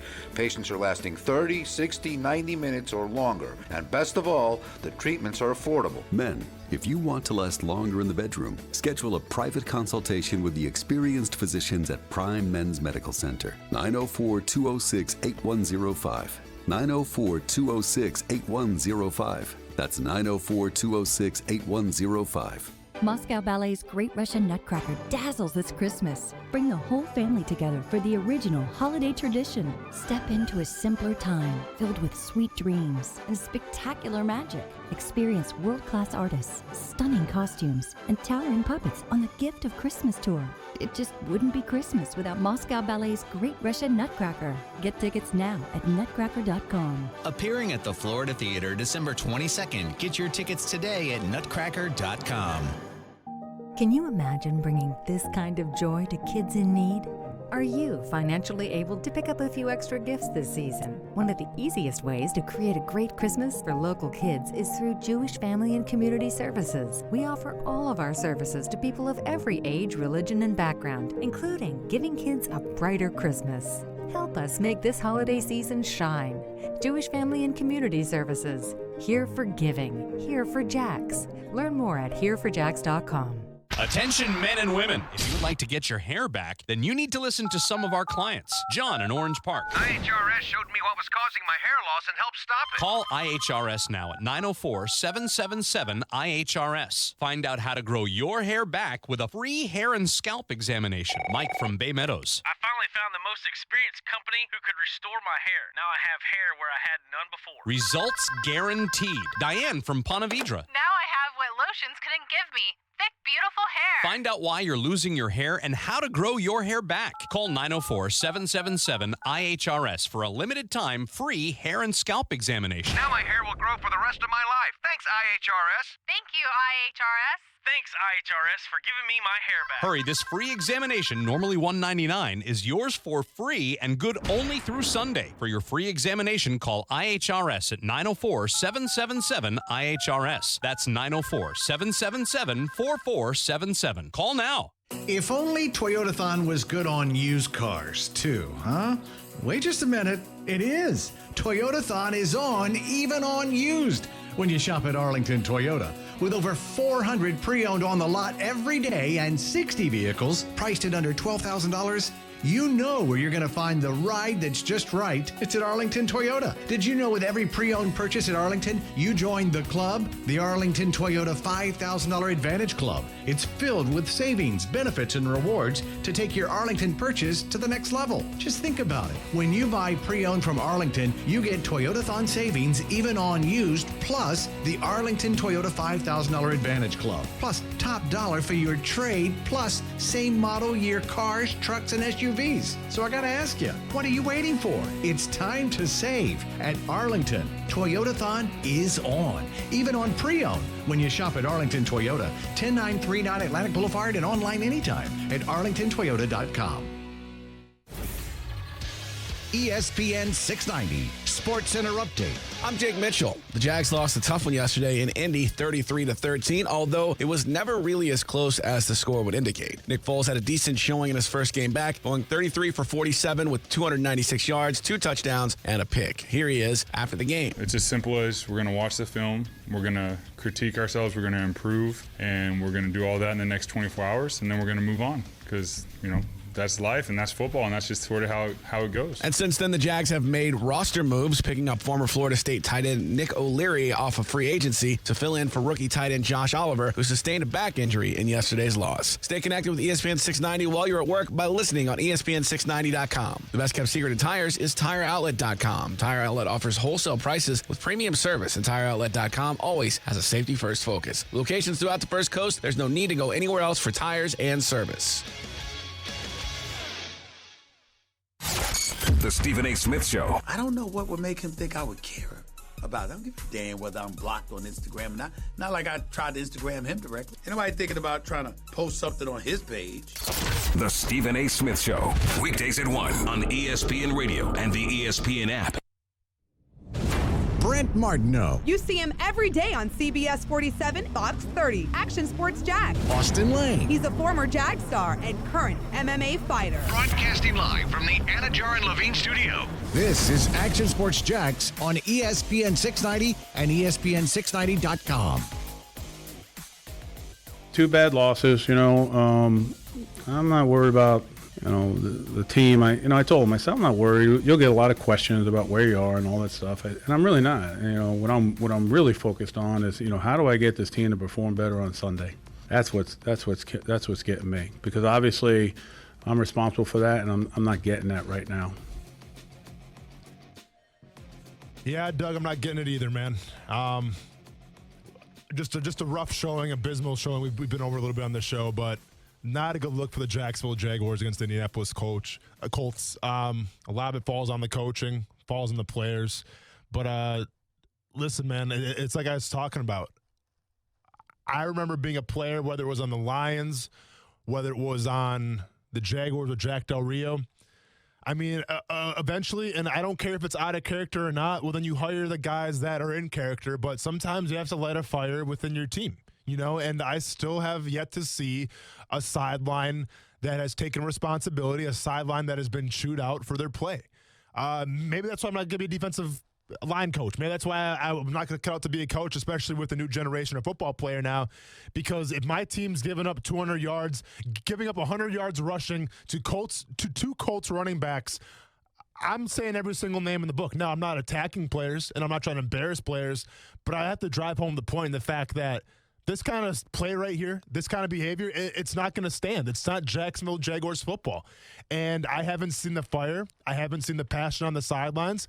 And to me, yes, the players need to be held accountable.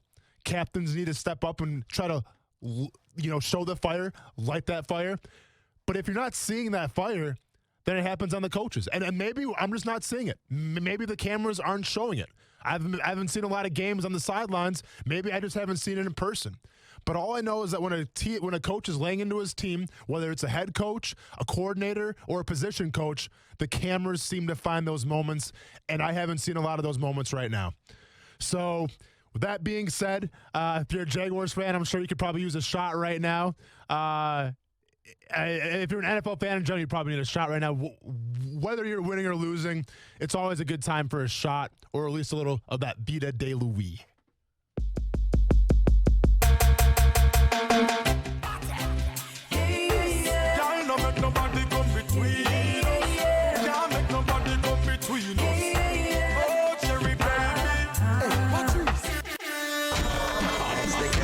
Party now begin. See the beautiful ladies marching in.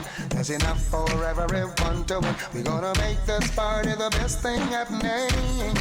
This is my favorite place. Nothing will replace. No. Nothing. Anything goes. Gangsters rolling, half face smiling, heads all up into the rhythm. What you're drinking. Anything goes. Hey. Grab a drink, get a shot, sip your Star Tenders. Hey, Vida de Louis recently got a 98 rating. I don't think that Jags defense got a 98 rating yesterday. Locally owned tequila right here in Jacksonville. Made in Tequila, Mexico. Shipped directly to Jack's Beach. Make your own recipes with Vida de Louis tequila. One of the smoothest tequilas you will ever taste. Think about a gift for the holidays. Vida de Louis tequila might be a good gift, an easy gift. VitaDeLouis.com is the place to go for all merchandise with Vida de Louis. 3 flavors now. Blanco, Reposado, and Añejo. Go visit VitaDeLouis.com. All right. You thought I went away for a long time. I was just talking to Nick. I didn't realize the commercial wasn't a little bit longer. I guess I was in there for a while. You're all good. I was going on another rant. Did you do okay? I did all right. Just talking about, the lack of passion on the sidelines, the lack of fire.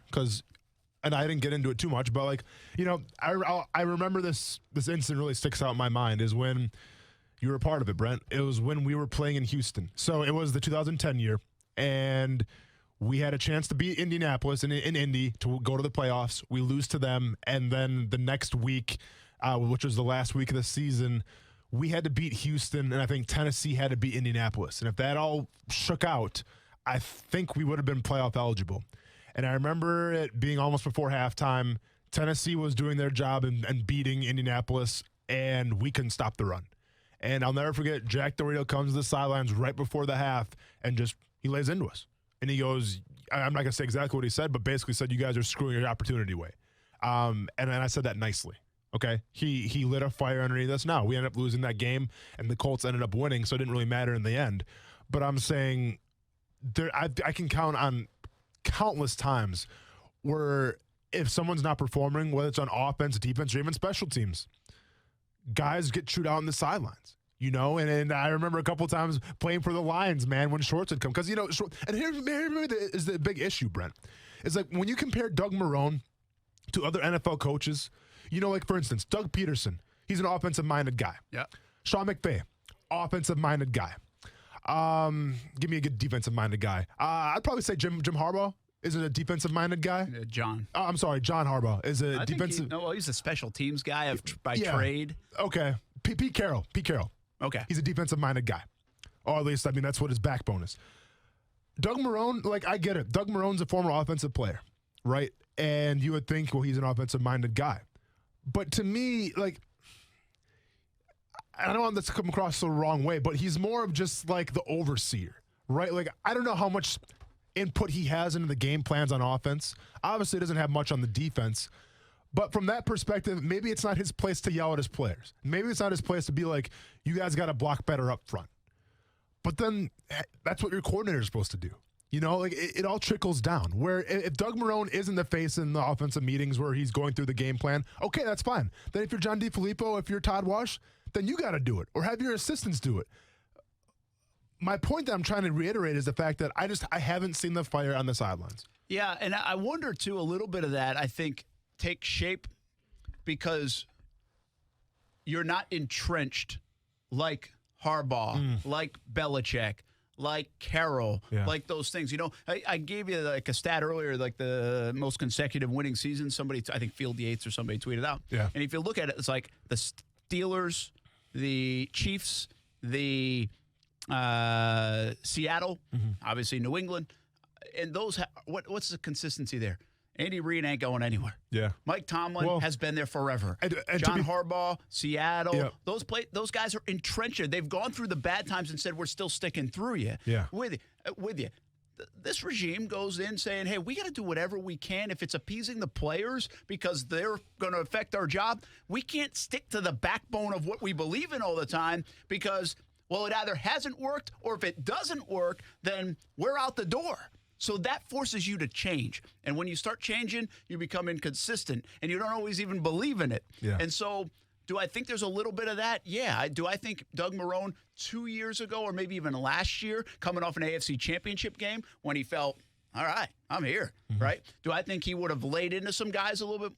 Maybe. I also, it's not fair to say they haven't laid into people because you don't know what goes on behind closed doors. For sure. It's like the thing I hate about kind of social media and watching games together and all this stuff and talking about the Jags is people will question effort and fire and all those things. Well, one of the great traits that athletes have is the ability to stay even keel too. Of course. I know that doesn't register with fans, but one of their great traits to be able to bounce back, to not get caught up in this web that we're caught up right now on a miserable Monday. Yeah. And that think the Jags now are going to lose the last 6 games of the year, is to be able to bounce back and stay even keel. Play next play. So you have to be able to forget quickly. That 24-hour rule is a real thing for players.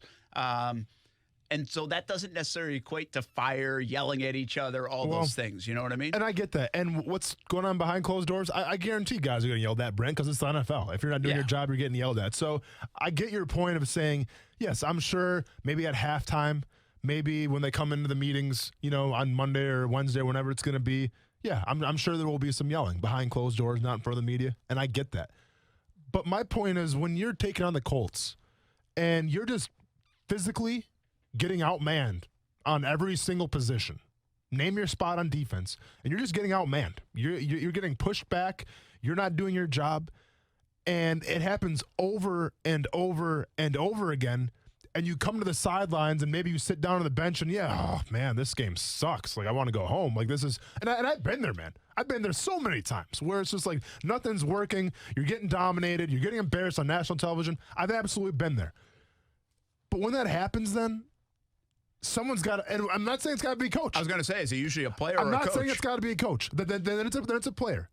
But right now, Brent, and with all due respect to the captains, I don't see a lot of that. Well, that speaks to what I was talking to earlier. Not that Ramsey would go yell that, but Ramsey would be so pissed off that it would be noticed. Yeah. You know what I mean? Exactly. And I'm not saying that sometimes that's good, sometimes that's bad. Yeah. But I don't know who's stepping up and saying that now. I mean, there used to be this like subconscious about a Posluszny. He wasn't very vocal, but you didn't want to disappoint him because you knew he always did things right as a teammate. Exactly. Again, I don't know who that is now on the team. Calais, I think, is a leader, but even Calais, I don't know if it's now because you've heard the voice so much that does it have as much value? Yeah. Or if he was having a tough game, which it looked like he was. Can you say it if you're having a tough game? Foles, can he be that guy? He can kind of preach on and encourage, but this team doesn't even know him as a leader right now on the field on Sundays. They've played a quarter in a game with him, and that's it. And that's where the chain of command comes from, Brent, where if you can't get that out of your players, then as a coach, you have to forge that out of your players. Yeah. And then you have to either, A, chew them out to the point where someone gets pissed off enough where it's like, you know what, I'm going to step up, I'm taking control of this team, or you just keep on yelling at them, And I never want to have the narrative, and I'm never going to say, as long as I'm on the radio, that the Jaguars just quit. All right. I hate saying, the players are on the field and they just quit. Yeah, people love that go-to. I don't go there. Yeah, and I don't believe it. Well, spoiler alert, I will never go there because I've been on the field when things weren't going well, but I guarantee you guys aren't in the huddle saying, dude, let's just quit. Let's just keep getting our butts kicked on national television and let's just quit. Let's just not give it a full effort. What I think of when people say they quit is the lack of focus. Okay. If you quit on lack of focus, that's different than quitting on lack of effort.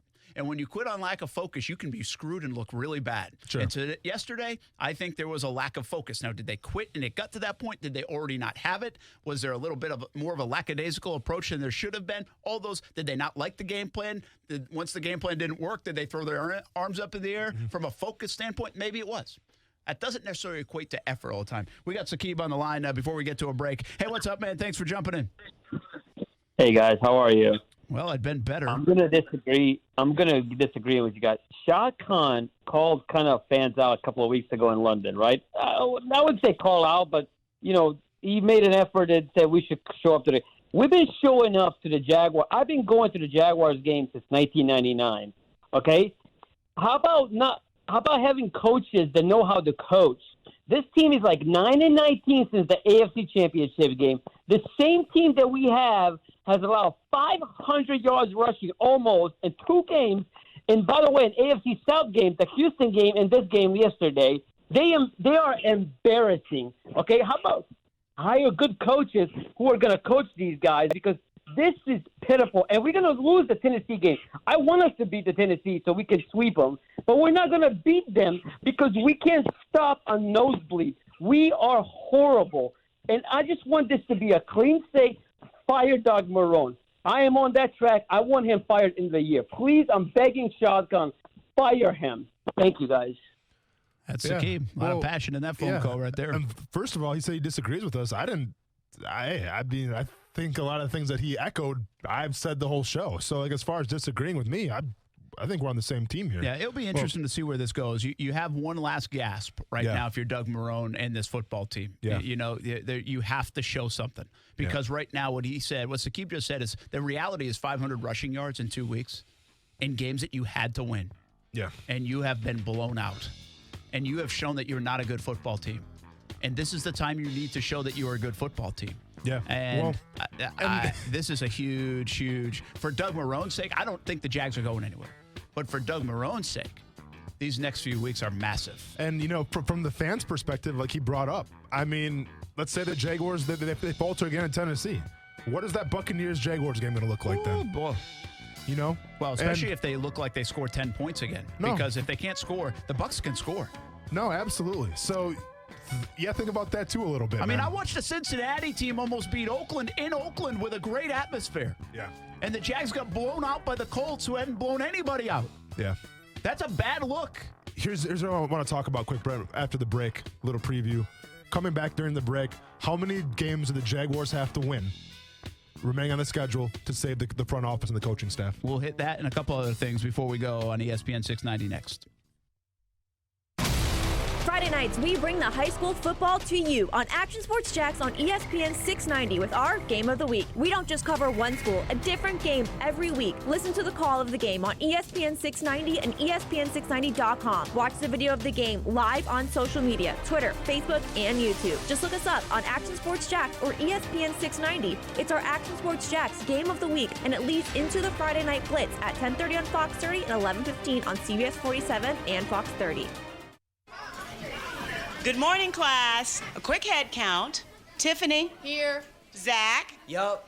Steven. Is he absent again? For many kids, just getting to school feels like a challenge. Staying through graduation is even harder. That's where Communities in Schools comes in. A powerful community of caring adults, working with vulnerable kids in schools every day, helping them overcome the barriers that stand in the way of learning. Hunger, homelessness, health problems, and even emotional trauma.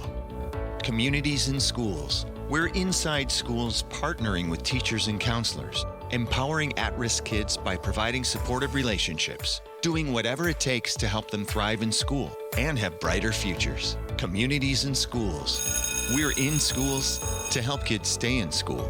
See how we help all kids succeed at communitiesinschools.org.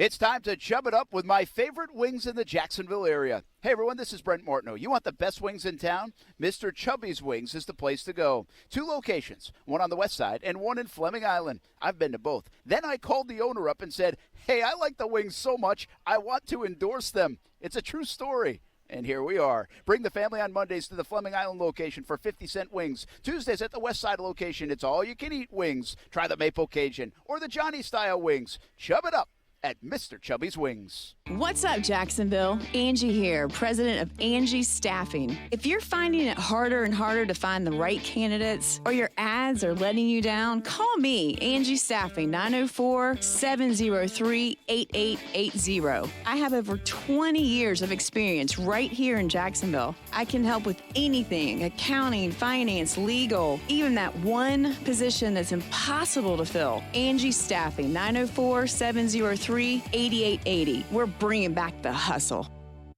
When you owe IRS or state sales tax and can't pay, call J. David Tax Law for effective tax help. J. David Tax Law can stop IRS or state collection actions and protect you from financial ruin. Call J. David Tax Law for a no-cost consultation at 904-507-4777. That's 904-507-4777 or at jdavidtaxlaw.com. Peace of mind is only a click or a phone call away. Do you know a child that is deaf or blind? The Florida School for the Deaf and Blind in St. Augustine offers a tuition-free educational program to prepare the child for a lifetime of success. FSDB offers free comprehensive education, transportation, and boarding services at no cost to all eligible deaf or blind students elementary through high school, no matter where you live in Florida. Call 800-344-3737 or log on to www.fsdb.k12.fl.us to find out more.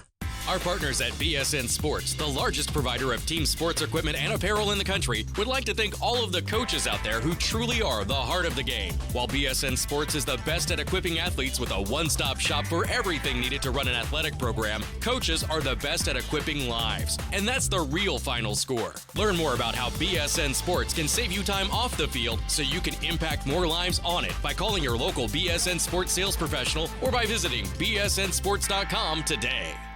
See, very intrigued by the Dan Le Batard Show on ESPN Radio. You know where you win games, Dan? In the trenches on Sundays. Appreciate all your thoughts on this matter. The Dan Le Batard Show with the Stugatz on ESPN Radio and ESPN News. Hi, this is Annika Sorenstam, and I'm a World Golf Hall of Famer, and you're watching Action Sports Jax. And if you remember me, if you see my picture in the hall, whatever it is, don't think of the guy who was a good defensive end who had, whatever quarterback sacks. Think of me as the guy who got offered by Murray State when nobody else gave him a chance. Think of the guy who Murray State kind of took a blind shot in the dark at, and I did the same back. And think of the guy who worked hard every single day, whether it's in the classroom, on the field, to try to make that right with Murray State and say thank you. Thank you for giving me the opportunity. So with that being said, go Racers. Y'all have a good night. Nice. Yeah, baby. That was the induction speech. Yeah. May have fabricated a little bit by working as hard as I could in the classroom, but it is what it is. Spoiler alert for all those people out there, never schedule a 3-hour math class once a week during Monday Night Football. That's all I'm going to say. Congratulations, man. How was it? It was awesome. It was fun, man. Yeah, the speech came out okay. Ended up kind of writing it on my cell phone as they were announcing our names. So during the banquet, I kind of jotted down some notes and then went up there and said my piece. So yeah, it was a good time. Kuz, I just was thinking, why didn't we carry that speech live? We should have taken it live. Wow. Taking it live during our Action Sports Jax Game of the Week on ESPN 690 during halftime. We could have just brought it up. Craziest thing I saw though the entire week at Murray, Ja Morant. So John you saw him? Yes. And I was going to take a picture, but I didn't want to be a creeper. You should have taken it. But get this, though, dude. So Ja Morant must have played he played Friday evening from Memphis. It's about a 2.5-hour drive to Murray. So Saturday night, we're at the basketball game getting announced. Ja Morant, dude, you want to know how big time Ja Morant is? He's got his own section of lazy boy chairs for him and his older, the teammates that graduated, and they sit in these lazy boy chairs above everybody, elevated. And here I am during the game. Like, they do this a lot? I guess. And here I am, like a bum, sitting in the steel, concrete, like some cretin, while John Morant's rocking his pink polo, his pink hoodie with his pink sweatpants, and then rocking a pair of Jordan 11s, very clean, by the way, very Basketball clean. money, man. But dude, he was like, NBA money is sick. Yeah, and I was like, should I go down there? I'm like, nah, I'm good. And he had just hit the game winner too. Remember, he was balling. What I don't understand here, man. You're one of the famous alums from Murray State. Yeah.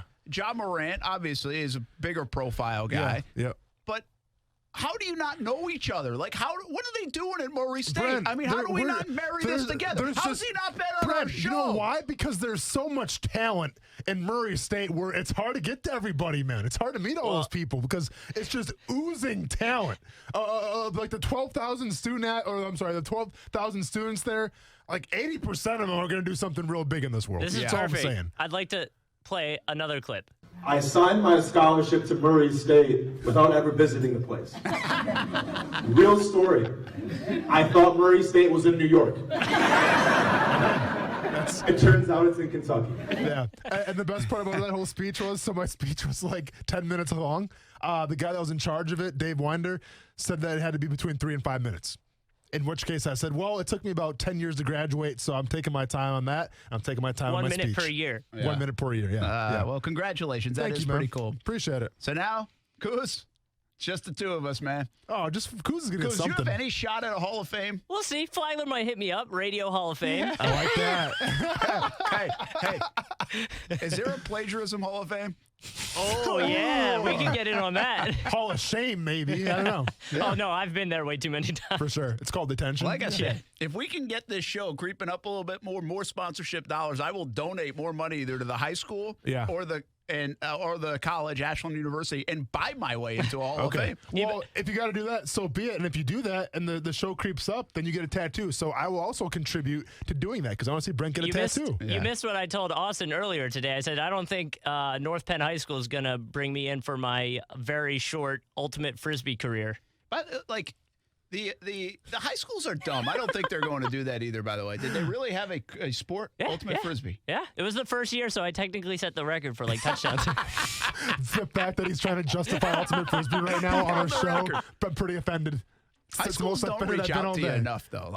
College calls me they'll call me in the middle of the show and ask me for money. Yeah, they will. Yeah, no, I've been I don't even know how they get my number sometimes. The high school doesn't call. It's interesting. Really? Yeah, but I say that around here sometimes. Did you go to private school though, or public? No. Do I look like a private school? Are you judging those people? No, you're a public school guy, right? School guy, man. Cool, you're a public school guy, right? Public. I'm not saying private's bad or anything. I know, but yeah. I kind of took it that way. That's what you're taking it at. And you know what? And that's kind of what I was insinuating too. There we go. Hey, listen. At least we're all being honest here. No, hey, I've said it for a long time. There was that stigma back where I grew up. Where the public schools wanted to beat the private schools, man. Who are you telling, Brett? Yeah. I think we're from the same area. Hey, one other thought, just to pass along. I tweeted this today, but we did thank you for listening and watching on all the video streams, YouTube and Facebook and Twitter. We started this thing January 14th, and actually Friday was November 15th, so really about 10 months. Yep. We hit 1 million views. I have absolutely no idea what that actually means. But I got to brag about it a little bit to the rest of the station. I think it's a good sign. Nice, even number, man. I like that 1 million. Yeah, and it's counting. Keep counting them. Yep. So we appreciate you watching the video feeds and listening to the show on all the different platforms. And we're having some fun with it. So we'll continue to do it. And the lights are still on. It still works. Lights are still on. Still having fun. We're emotional today. One last thing. Yeah. How many games does Doug Marrone have to win, you asked, to keep his job, do you think? I'll be honest, man. I think if you don't go at least 500, I think you have to go over 500 now, the way the season's gone. You have to go over 500 because you could blame it on the quarterback, but guess what? The quarterback's not the problem right now. 5-1, that would get him to 9-7. 5-1. You have to go 5-1 to save your job. Good luck. What do you got? I'm going to say if they were to close out 4-2 after losing your quarterback for 8 weeks and the Ramsey stuff. So you go 500? I'm sorry, people, but I think he would keep it if he went 500. But take aside the quarterback stuff because the quarterback hasn't been the issue of this team, but Brent. it still it's something you have to deal with as a head coach and a football Not team. the issue. Hey, Jags Report Live tonight, 7 o'clock on CBS 47. To see you at Topgolf. Chris Conley will be there. We'll see you on TV anyway. Thanks for listening, everybody.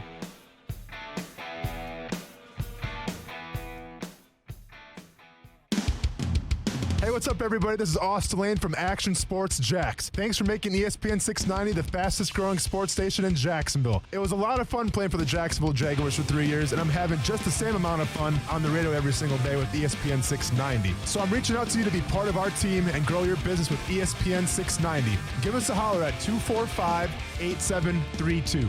That's 245-8732.